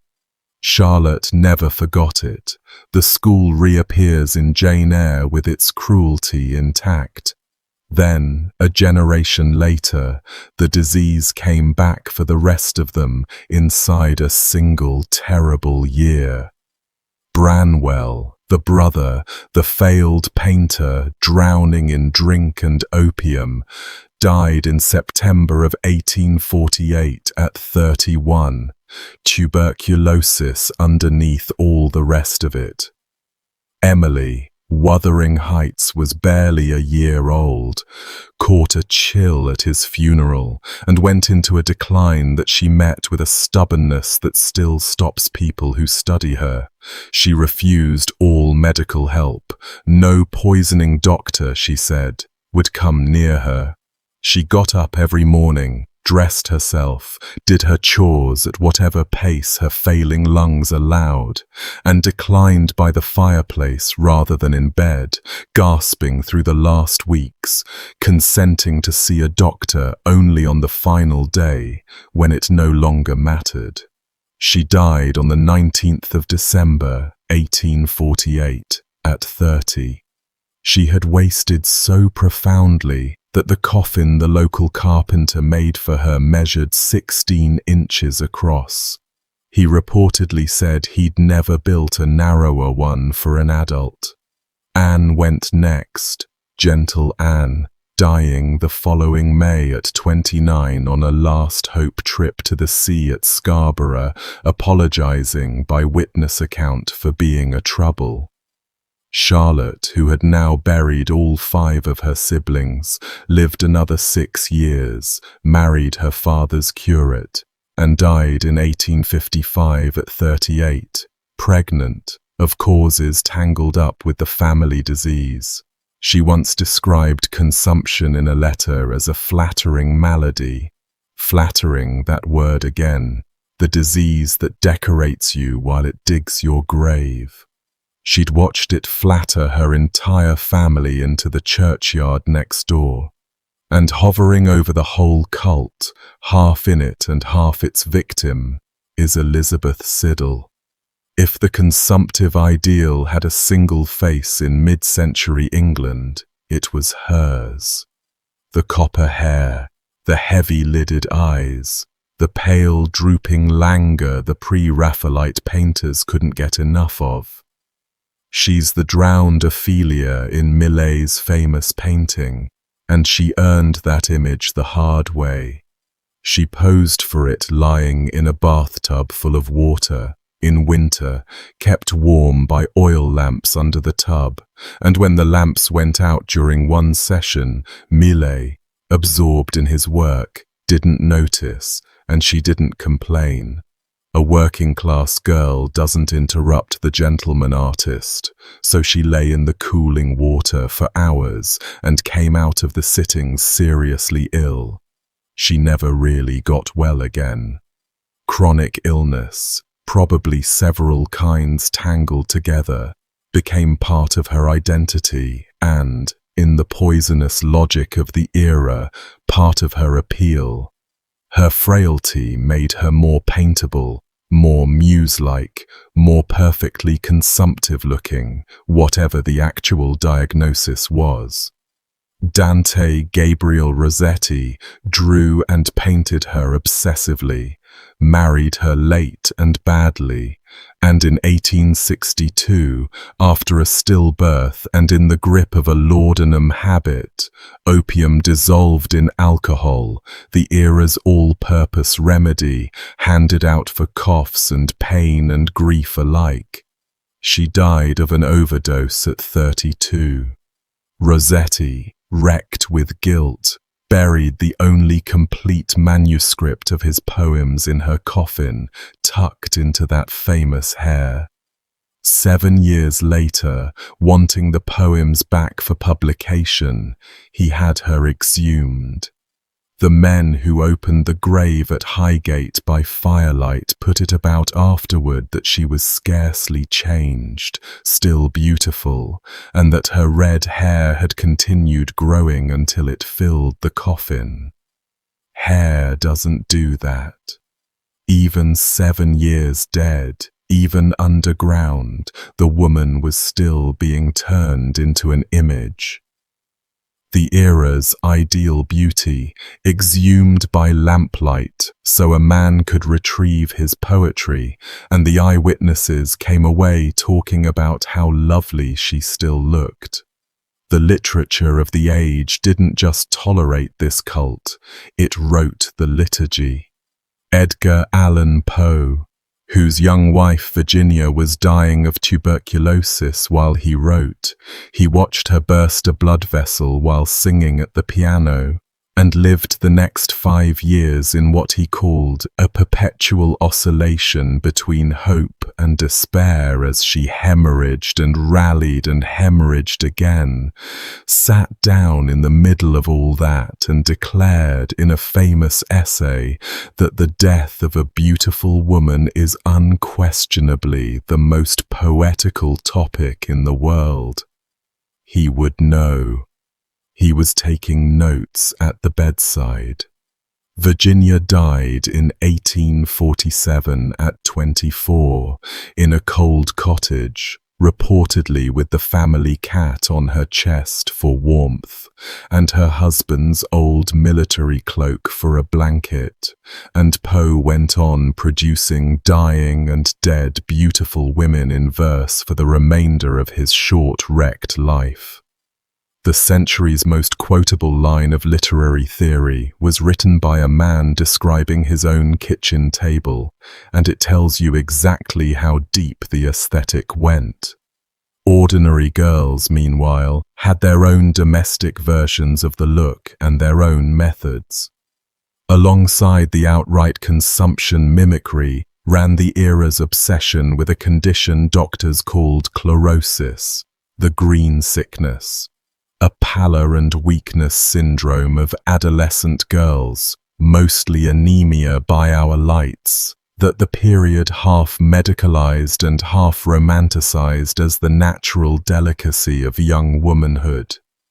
Girls chased the interesting pallor with the tools of the pantry, drinking vinegar, which was believed to whiten the skin and take down the figure, and eating chalk, or slate pencils, or raw rice, to bleach the complexion from within. Byron himself, forever dieting his way toward pale romantic gauntness, lived for stretches on biscuits and soda water and vinegar-dressed potatoes, and where Byron led, drawing rooms followed. Vinegar corrodes tooth enamel and inflames the stomach. Chalk eating in an anemic girl deepens the very anemia, making her pale. The whole toolkit worsened precisely the conditions it imitated. A teenage girl in 1860 could sip vinegar to look consumptive while her actual consumptive cousin coughed in the next room, and nobody in the house found that strange. And honestly, that single household image might be the whole fashion in miniature. One more habit of the period belongs here. The Victorians photographed their dead. Post-mortem photography was a normal, respectable service. For many families, the only photograph ever taken of the person, and consumption, with its slow approach, gave a household time to prepare for the sitting. The dead, very often young women and children, were dressed in their best, hair arranged, sometimes laid on a sofa among flowers, sometimes propped in a chair with a book open on the lap, and the photographer's trade discussed among itself the techniques for making the subject appear peacefully asleep. Families composed these pictures with obvious tenderness, and the results went into the family album alongside the living. The same tenderness produced the era's hairwork, mourning brooches, rings, and watch chains woven from the hair of the dead and worn daily against the skin, and in some parlors, whole framed wreaths of it, generations of a family's dead braided together on the wall. Set that beside the exhumation at Highgate from a few minutes ago. A culture that wove its dead into ornaments and wore them to dinner was always going to come away from an opened grave talking about the beautiful hair. The novels had rehearsed everyone for it too. The era's fiction returns to the dying girl's bedside like a tongue to a loose tooth, and she is nearly always radiant when it gets there, sanctified, lucid, delivering last words of impossible sweetness while the family gathers at the counterpane. Little Eva in Uncle Tom's Cabin dies like a saint ascending, and readers on 2 continents sobbed over her. Dickens sent Little Nell out the same way, and grown men reportedly wept in the streets waiting for the next installment. Put those scenes next to the clinical picture from a few minutes back, the soaked linen, the final hemorrhage, and the machinery of the whole fashion comes into view. From the nursery onward, the century was schooled in the idea that a young woman's death was the most beautiful scene life had to offer. The powder and the belladonna on the dressing table upstairs were the same idea, applied in advance. The fever finally broke, the cultural fever, I mean, on a specific date. On the 24th of March 1882, Robert Koch stood up in Berlin and announced he had found the cause of tuberculosis, a bacterium visible under the microscope, passed from person to person in coughed-up droplets and dried sputum. Consumption stopped being a matter of sensitive constitutions and refined souls overnight, or at least over a decade, and became a germ. You cannot romance a germ. And watch what happens to fashion once the enemy has been identified, because the whiplash is something to behold. The long, trailing skirt, elegance itself for half a century, was suddenly recast as a public menace, a broom sweeping infected, dried sputum off every pavement and carrying it into the home. Medical journals ran pieces with titles like Street Sweeping by Skirts and Muddy Skirts, one of them quoting the dress reformer Lady Harberton's warning that tuberculosis is greatly assisted by the ladies who drag their skirts through the filth of the streets. The magazine Puck printed a cartoon in 1900 called The Trailing Skirt. Death loves a shining mark, a maid shaking out her mistress's skirt while clouds of germs billow off it and a skeleton looms behind her with a scythe. Hemlines rose for hygiene before they ever rose for liberation. The corset caught a fresh round of fire too, this time for cramping the lungs and giving the bacterium an easier home, and health corsets of elastic fabric appeared to split the difference. Even the men paid. The magnificent Victorian beard, decades of patriarchal shrubbery, was condemned as a germ reservoir.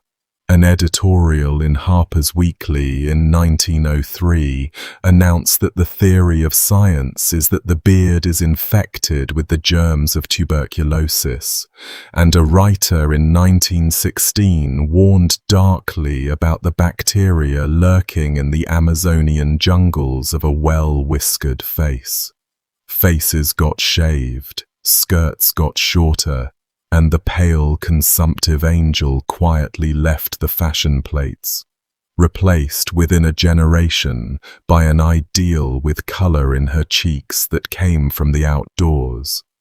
It had taken a microscope to make health beautiful again, which leaves the paint. The sixth and last fashion of the night is the one that sat directly on the skin.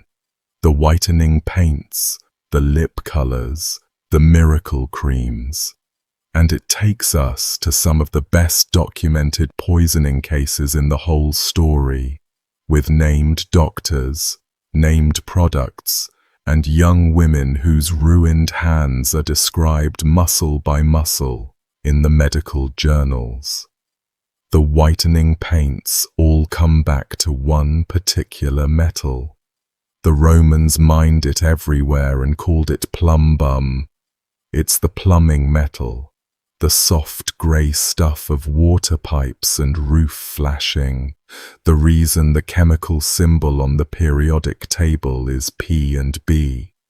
Corrode it with vinegar, and you get a compound of astonishing, luminous whiteness, and people figured that out thousands of years ago.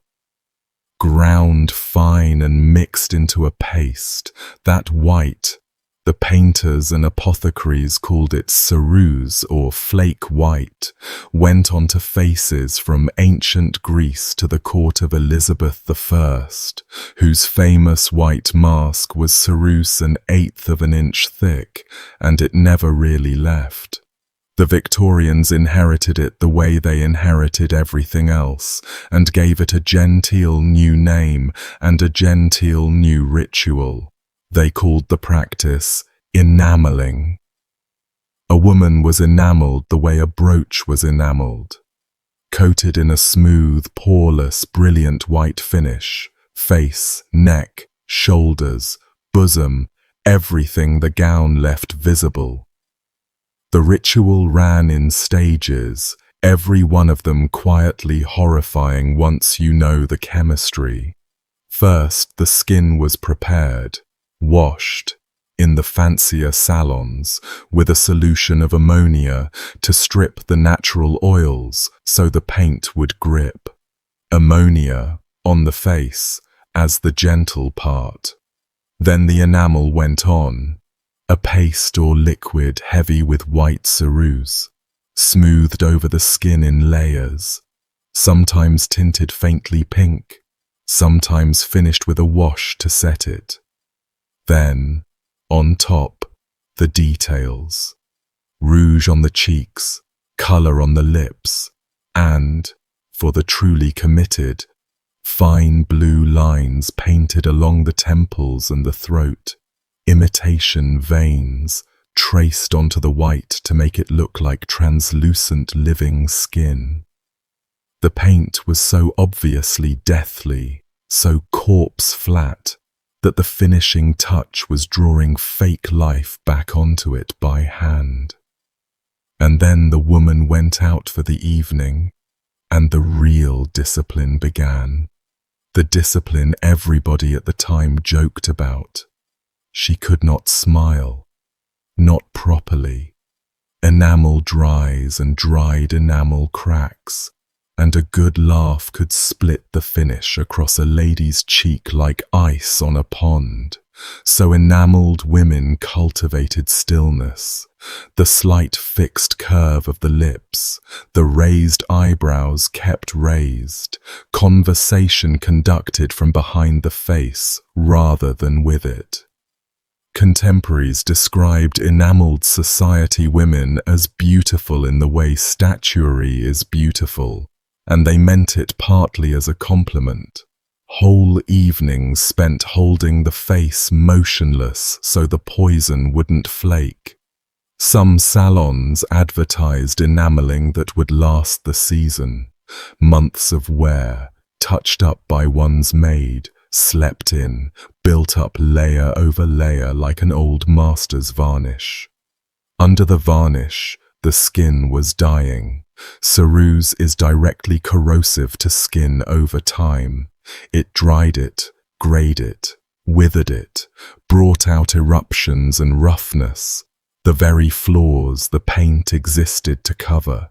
So the user painted thicker, and the thicker coat damaged the skin further, and the damage demanded a thicker coat, and around the wheel went, month after month, a woman's actual face deteriorating in lockstep with the perfection of her painted one. Regular users were reportedly recognizable in strong daylight and off-duty by a particular ruined grey complexion. The true face under the enamel seen only by maids and husbands. The careful women and the era had plenty, chose the respectable alternative, and its failure mode might be the strangest cosmetic malfunction of the century. Pearl powder, the whitener the gentler beauty manuals endorsed, was based on bismuth, a heavy metal with the rare virtue of being largely indifferent to the human body, genuinely safer as these things went. Bismuth carries one chemical quirk, though. It reacts with sulfur and darkens when it does. And sulfur, in the Victorian world, was everywhere the fashionable gathered. Coal gas carried it, and coal gas lit the theatres and ballrooms and dinner tables. Spa towns bubbled with sulphurous waters. A coal fire in the grate breathed a little of it into every parlour. So the accounts survive of the pearl-powdered lady whose complexion changed colour in company, the whitened face turning grey, then brownish, in patches, across the course of an evening under the gas jets, a transformation the wearer could not see happening, and no one present was going to mention to her. The manuals took it seriously enough to warn powdered ladies away from sulphur springs. And even choosing pearl powder was a lottery, since the chemists who analyzed the retail boxes kept finding the cheaper brands stretched with ordinary white ceruse. A woman could pick the safe product deliberately, pay extra for it, and paint the poison on regardless. Adulteration cut downward too, and at its cruelest it reached the nursery. Violet powder, the scented starch dusted onto infant skin at every change, sold cheap by the packet, and in one notorious London episode of the 1870s, a batch turned out to be composed largely of white arsenic. Babies were powdered with it day after day, the poison going straight in through chafed and broken skin, and several of them died before the packets were traced. The arsenic came into those houses disguised as the mildest product a household owned. That's the cosmetic damage. The systemic damage was worse, because the metal doesn't stay on the surface. It absorbs through skin, especially through damaged skin. It came in on the fingers, at the lips, dissolved into food eaten with painted hands. And once inside, this metal is patient in a way arsenic would recognize. The body mistakes it for calcium and banks it in the bones. Decades of deposits, and lets it out slowly to work on the blood, the gut, the kidneys, and above all the nerves. Doctors of the era knew the resulting disease intimately from an entirely different population. Painters, plumbers, typesetters, white ceruse factory workers.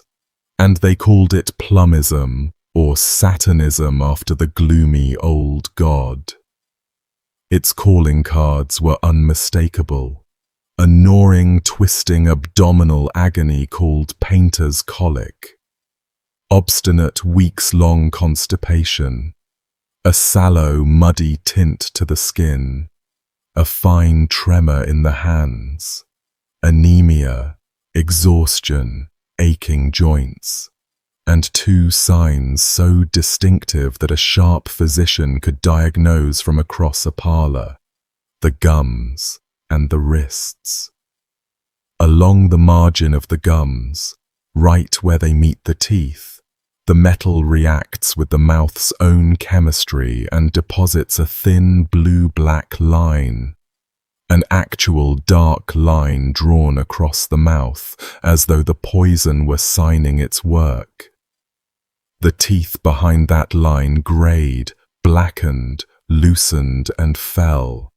And in the wrists, the poison killed the nerves that lift the hand, producing the condition that gives this whole section its saddest cases: wrist drop.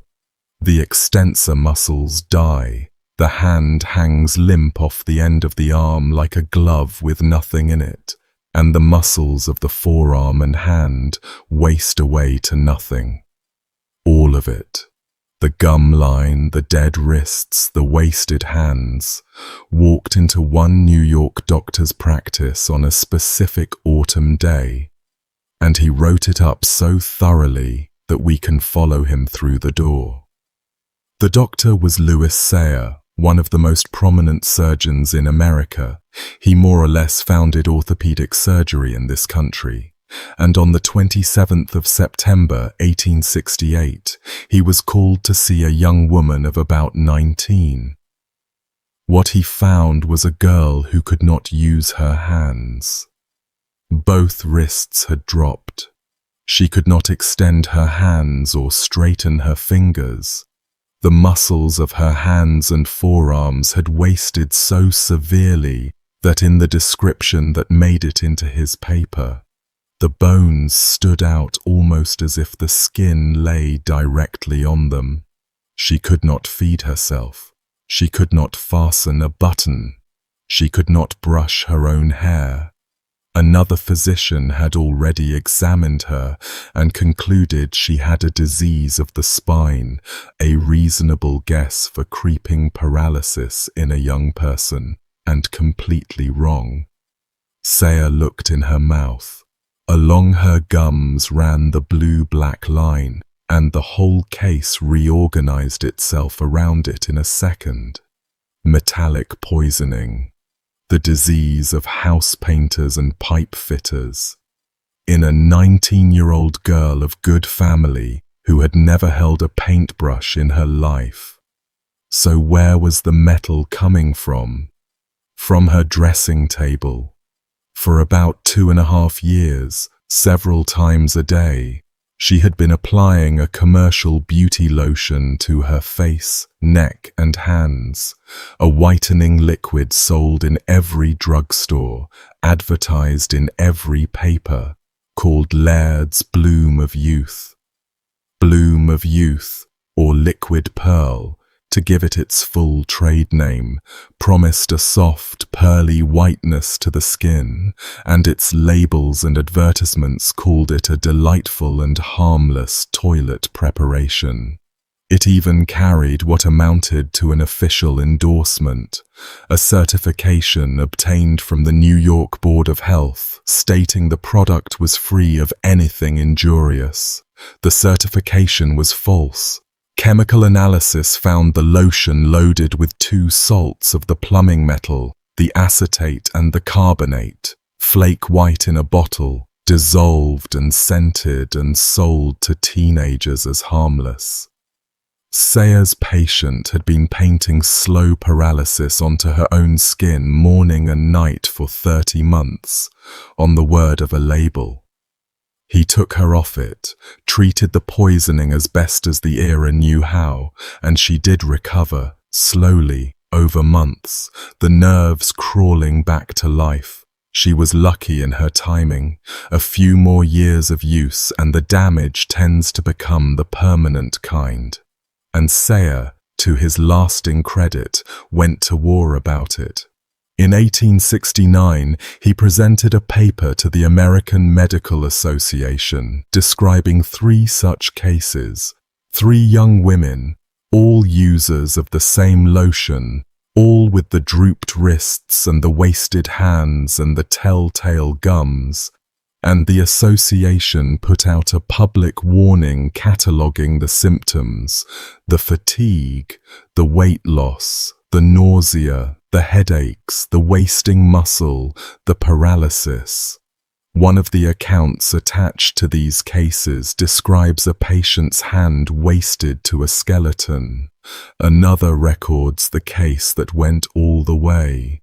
A housewife in St. Louis who had used Eyelids for years alongside a home-mixed preparation of flake white and glycerine, grinding her own poison to stretch the store-bought one, and who died of the poisoning outright. Her whitening regimen killed her in her own house, in an era when the paper on her dressing table said harmless right on the bottle, and Eyelids had plenty of company on the shelf. Hospital records from the era show the same picture arriving over and over wherever whitening cosmetics sold. A Chicago hospital's cases from 1877 include a Lizzie C., 21 years old, 3 years on flake white cosmetics, and a Susie A., 19, only 1 year in, presenting with the full deck. Lassitude, aching and weakening limbs, obstinate constipation, the extensor paralysis, the drooping hands, the blue gum line, skin gone sallow and clammy. 19 and 21. These were girls at the age where the culture told them their face was their fortune, dutifully applying their fortune's ruin every morning and turning up at hospitals with the occupational disease of men who painted ships. Eyelids, incidentally, kept right on selling. Sayers' paper, the association's warning, the case reports, none of it had force of law because no law existed. Cosmetics in America went completely unregulated for another 7 decades. The company's trade cards from the 1880s, years after the AMA warning, still show rosy young women and still promise a beautified complexion. The information was out there, printed, public, and it's simply lost, year after year, to a nicer picture and a better slogan. If the white paint was a slow paralysis, the colors on top of it belonged to an even older poison family. The rich red that went onto Victorian lips and cheeks was, in many preparations, vermilion. Ground cinnabar, a compound of mercury and sulfur, the same brilliant red the Romans used, and the same mercury the era already knew as a destroyer of minds. The Mad Hatter of the storybooks walked out of a real workshop. Hatters genuinely went mad from the mercury used in felting, the trembling and drooling and personality collapse of chronic mercury poisoning being a recognized occupational fate. A woman wearing vermilion lip color was applying that same metal to the one part of her face, guaranteed to be licked, bitten, and pressed against food, drink, and other people all day long. Dose by tiny dose, kiss by kiss, it went in. Mercury's real cosmetic stronghold, though, was the miracle skin cure. The freckle remover, the blemish wash, the complexion renewer. And the workhorse ingredient was corrosive sublimate, mercuric chloride. A substance so aggressively toxic that hospitals used it as a disinfectant and suicides used it as an exit. On skin, in dilution, it does something that looks temporarily like a miracle. It burns off the surface layer. Freckles, sun damage, small blemishes, gone along with the living skin they sat in, replaced after the peeling by a fresh pink layer from underneath. Customers saw new skin and came back for more. What repeat use actually delivered was chronic mercury absorption, and chronic mercury does not confine itself to the face. The mouth waters uncontrollably. Poisoned patients drooled by the pint, a symptom doctors of the day actually measured. Teeth loosen in their sockets. The hands develop, the hatters tremble. The kidneys, which do the thankless work of filtering the metal, begin to fail. And this particular horror never fully went away, because mercury skin-whitening creams still circulate in parts of the world today, and modern hospitals still document women arriving with poisoned kidneys from them. One recent analysis of a freckle-removing cream found it running at over 13,000 milligrams of mercury per kilogram of cream, a concentration that makes the Victorian preparations look almost restrained. And, tying our threads together, the lash growth pomades from earlier tonight, the ones the fashion magazines recommended rubbing along the eyelids. Mercury again, massaged nightly into the thin skin a few millimeters from the eye, the same metal that emptied out the hatters, marketed for the improvement of eyelashes. Every poison we've discussed tonight had its merchants, and one woman built an empire out of the full set. In 1863, at number 47A, New Bond Street, in the most fashionable shopping street in London, a woman calling herself Madame Rachel opened a beauty house under a slogan she would ride to fortune and then to prison. Beautiful forever. Her real name was Sarah Rachel Russell, Leveson by one of her marriages, and she had come up from genuine poverty, from selling old clothes and fried fish, and she had understood something about wealthy women that the whole beauty industry has understood ever since. They were desperate, they were secretive about being desperate, and desperation plus secrecy equals price elasticity.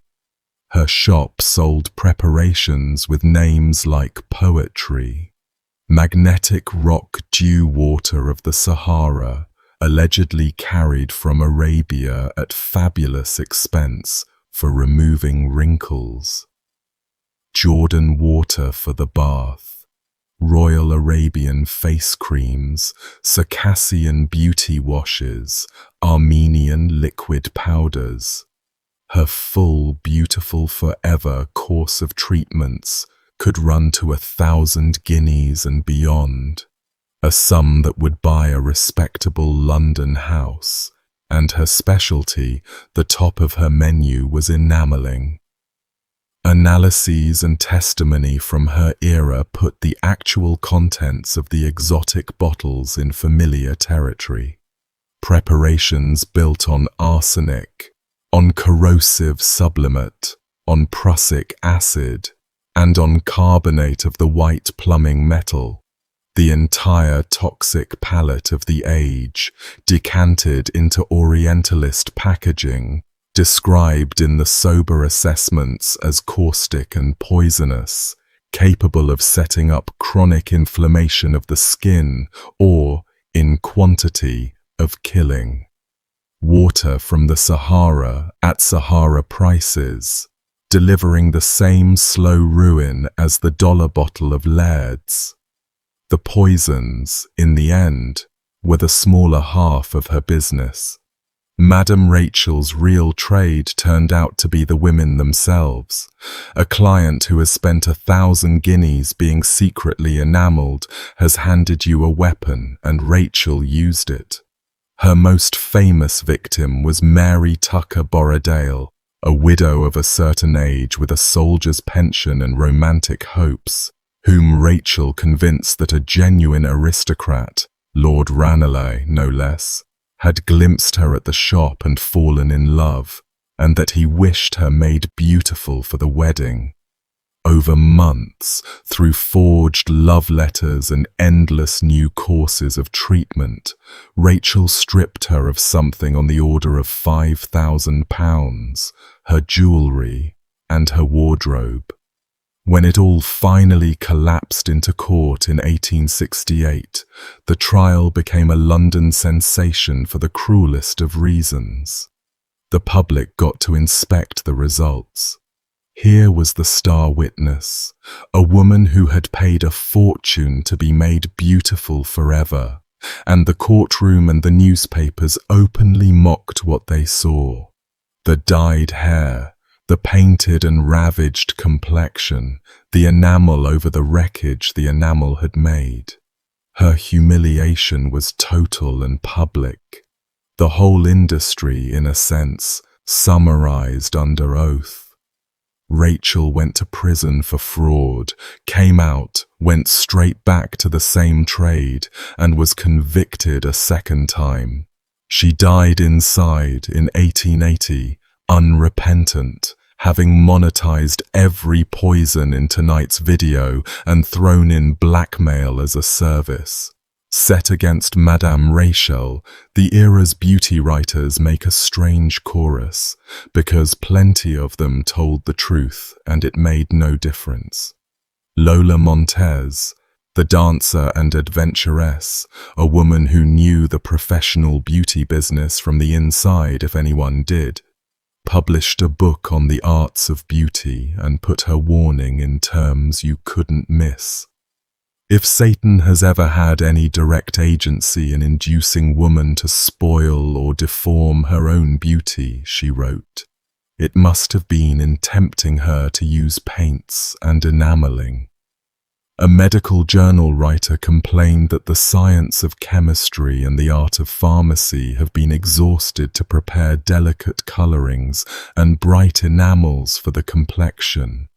Exhausted, as though the whole apparatus of modern chemistry had been conscripted into poisoning women prettily. Everyone said it. The sermons said it, the doctors said it, half the ladies' magazines said it between the advertisements that funded them. The bottles kept selling.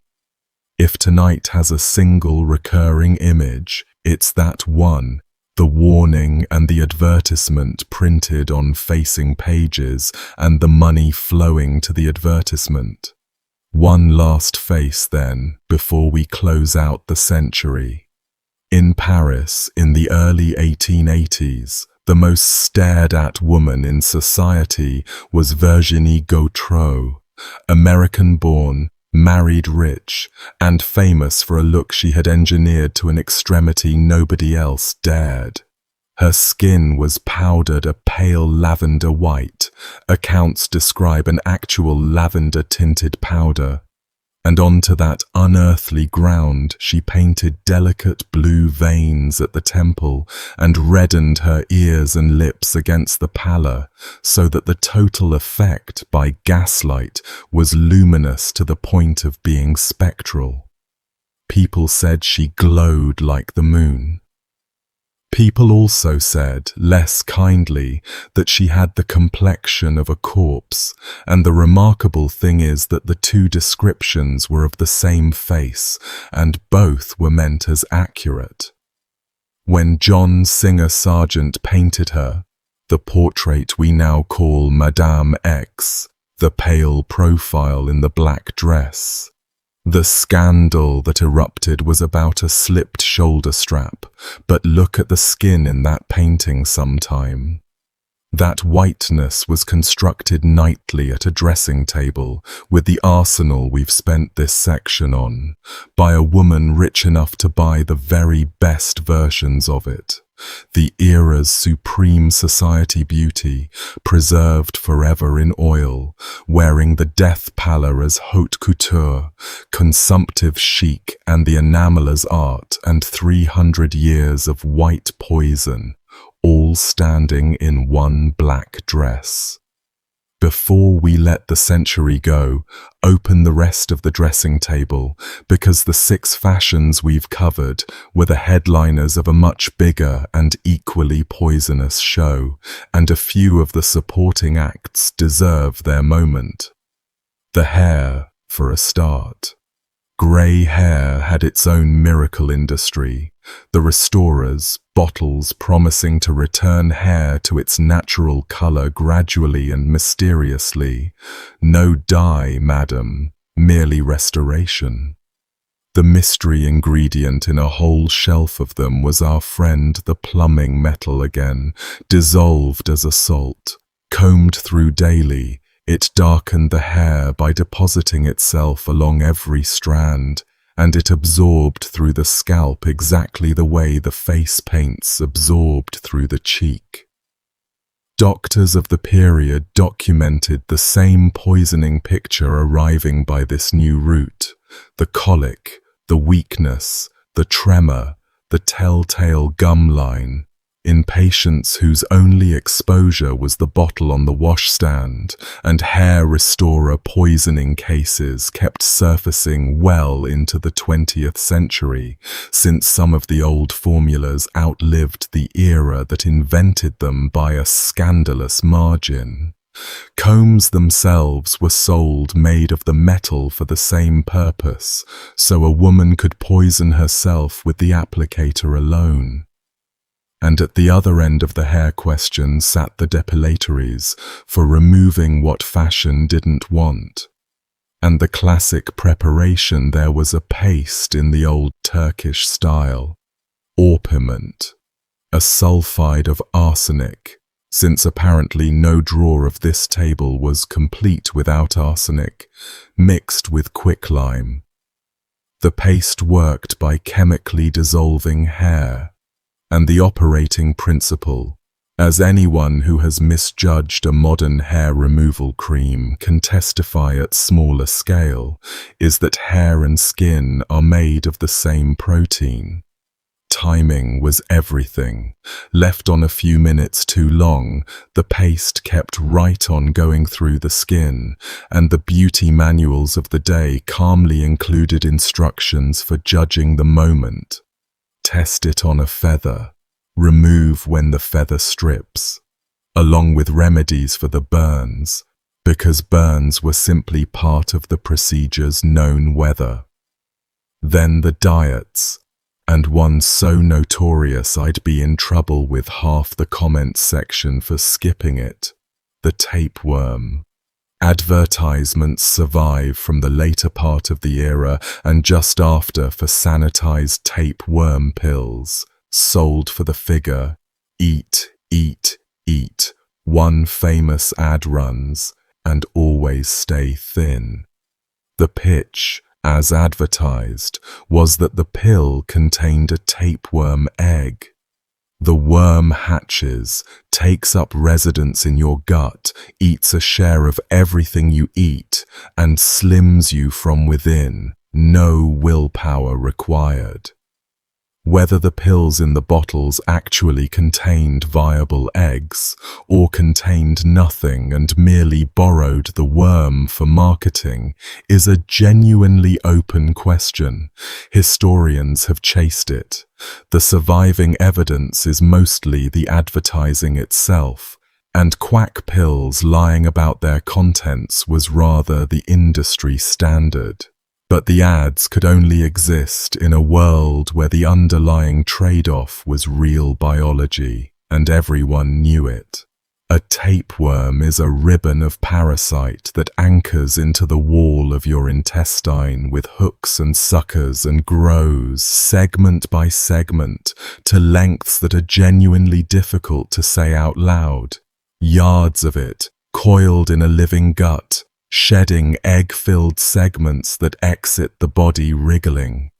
Hosts suffer cramps, nausea, malnutrition, and, in the worst turns, blockages and migrations of the thing to places worms should never reach.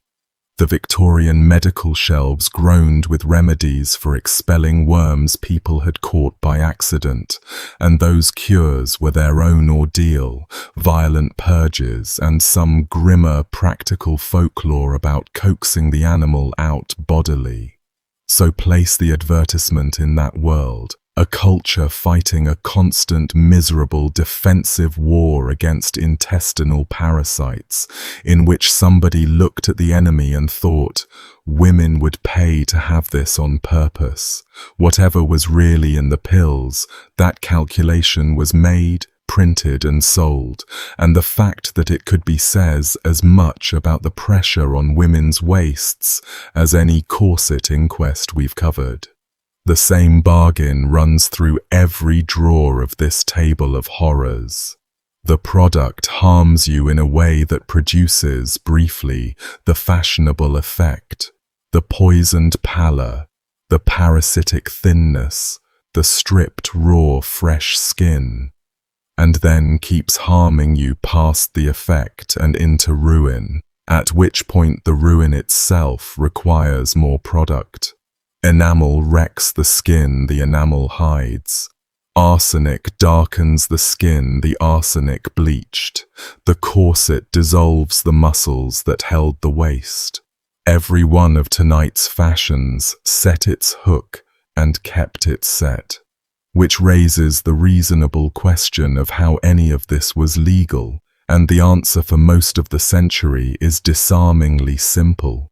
No law existed anywhere on the subject. Britain regulated poisons at the pharmacy counter, that register Madeline Smith signed.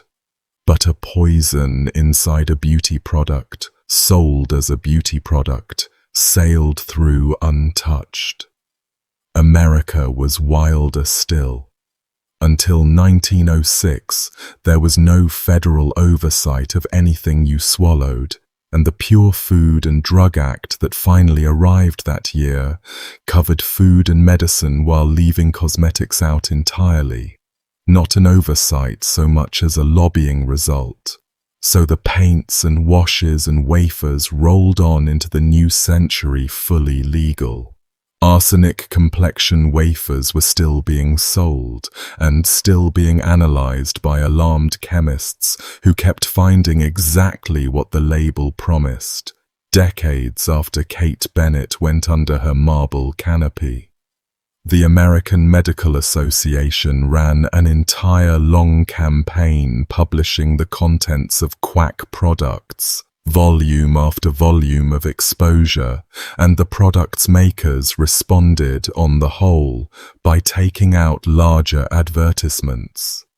The same lawless shelf, incidentally, held the nursery. Any honest tour of Victorian health fads has to stop, briefly, at Mrs. Winslow's soothing syrup, the era's beloved remedy for teething infants, advertised with engravings of serene mothers and sleeping babies, and formulated with morphine. Genuine, generous quantities of morphine, plus alcohol, spooned into infants to quiet them, and quiet them it did. Doctors and journals attacked it for decades. The American Medical Association eventually gave it the plainest nickname in the history of pharmacology, the baby killer. And mothers who trusted it went on dosing their children in good faith on the word of a smiling label, exactly as the young women were painting themselves with harmless bloom of youth. Nobody can count the infant deaths. The syrup stayed on sale in one form or another into the 1930s. Laudanum itself, opium in alcohol, the tincture that ended Elizabeth Siddal, sat beside it, sold to anyone, prescribed for coughs and cramps and heartbreak. The respectable Victorian medicine cabinet being, by any modern accounting, a narcotics operation with floral labels. And when actual chemistry ran out of novelty, the beauty and health trade simply reached for physics.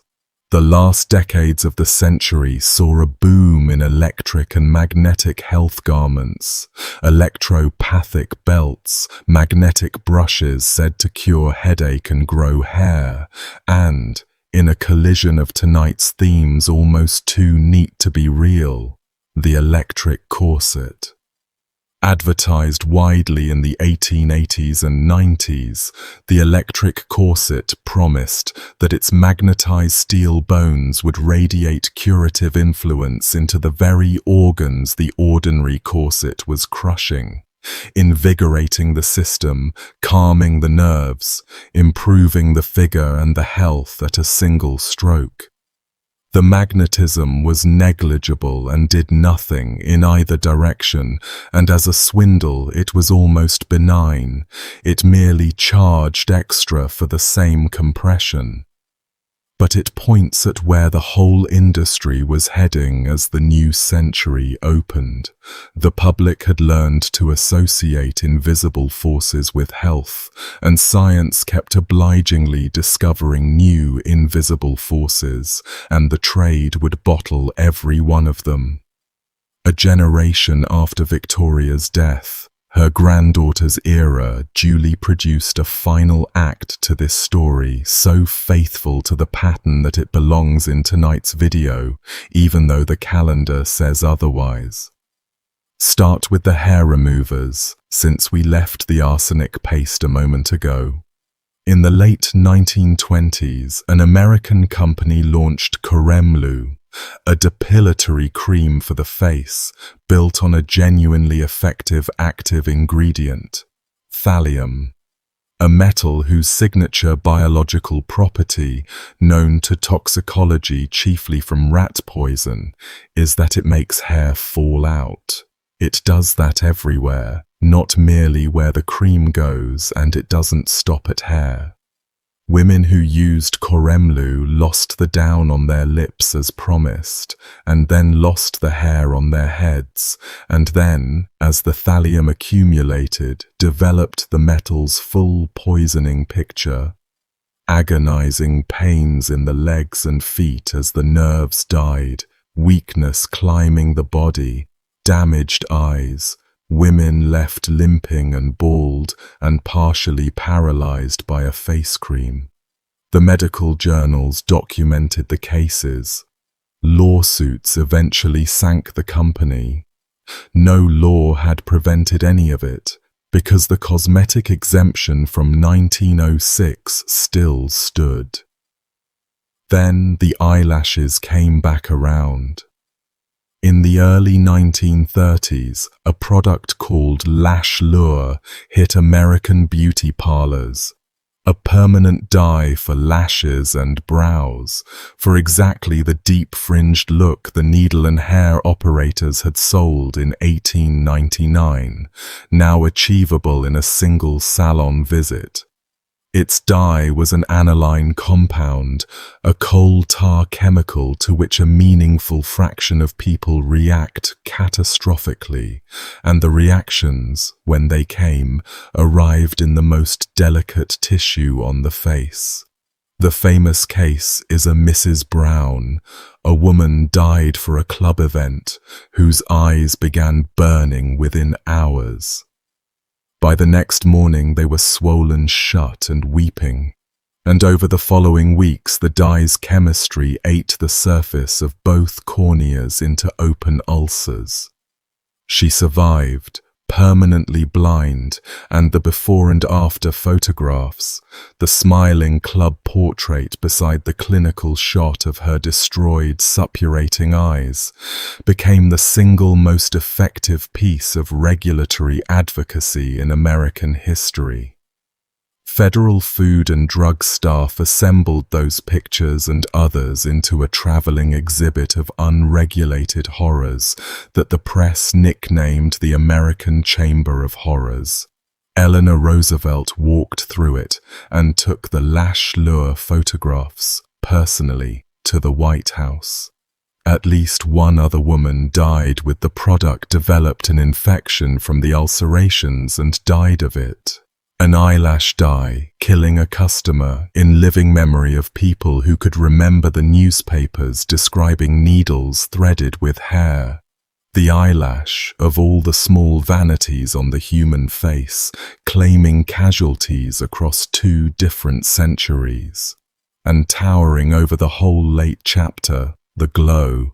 Radium was discovered in 1898, and within 2 decades its faint blue-green luminescence had been marketed into face creams, tonics, toothpaste, and health waters, on the now familiar logic that anything so evidently energetic must be transferring its energy to you. The flagship was Radithor, radium dissolved in water, sold by the case to a wealthy Pittsburgh industrialist and champion amateur golfer named Eben Byers, who drank it daily for years on his doctor's recommendation, some 1,400 bottles by the usual count, while the radium, chemically similar enough to calcium to fool the body, filed itself away in his bones and irradiated him from inside his own skeleton. His bones began to die, his jaw came first, teeth failing, abscesses, the bone itself crumbling, until surgeons removed most of his lower jaw and parts of the upper, and holes opened in his skull. He gave testimony to federal investigators near the end from his bed, unable to speak properly, his head held together by medicine's best efforts, and he died in 1932. The newspaper headline over the story has never been improved upon by any writer since. The radium water worked fine until his jaw came off. He was buried in a metal-lined coffin, and when researchers exhumed him decades later to measure, his remains were still radioactive, and they are still radioactive now, and will be for well over 1,000 years. The young women who painted radium onto watch dials with their lips in the same era, the radium girls whose jaws crumbled the same way, whose employers fought them in court while they died, carried the identical glow into their graves, some of which can reportedly still trip a detector today. Beauty and health fads with a half-life. The Victorians, whatever else you say about them, at least sold poisons that eventually stopped. Radium got its cosmetics counter too. Paris in the 1930s offered Thoradia, a scientific beauty line, face cream, powder, lipstick, even toothpaste, formulated, said the packaging, with thorium chloride and radium bromide, and endorsed by a conveniently authoritative Dr. Alfred Curie, no relation whatsoever to the famous laboratory, but a magnificent surname to have on the box.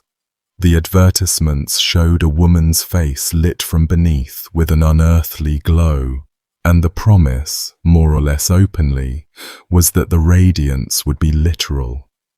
Customers rubbed measurable radioactivity into their cheeks in pursuit of exactly the luminous pallor their grandmothers had chased with arsenic wafers and enamel, and the line sold respectably for years.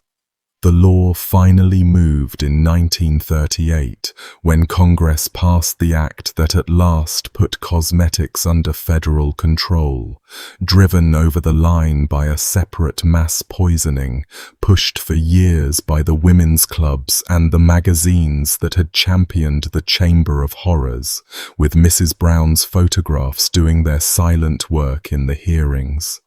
Lash Lure was among the first products seized under the new law. 1938. 69 years after Dr. Sayer stood up in front of the American Medical Association with 3 poisoned girls' case notes, the answer arrived. One object to leave you with. In the collections of the Smithsonian, in Washington, sits a small box wrapped in blue and white paper, an actual surviving box of Dr. James P. Campbell's safe arsenic complexion wafers, catalogued and preserved, the same product we spent all that time with earlier tonight. The wrapper has held up well. You can still make out the promises about vulgar redness and muddy skins, and the guarantee in capitals, absolutely safe and harmless to anybody. A museum piece now, filed a few halls away from the flags and the First Lady's gowns. 120 doses of arsenic, $1 the box, waiting under glass with its label still lying. All right, that's where I'll leave it tonight. If you stuck around for the whole thing, you're my favorite type of person. And if you fell asleep somewhere around the corsets, honestly, that's a compliment too. Tell me in the comments which of these 6 you'd never heard of. The eyelash needle usually wins. Massive thank you to the Patreon crew and the YouTube members keeping the lights on around here. If you want to join them or just want the sources, everything's linked in the description and the pinned comment. Like the video if it earned it, subscribe if you're new, and I'll see you in the next one.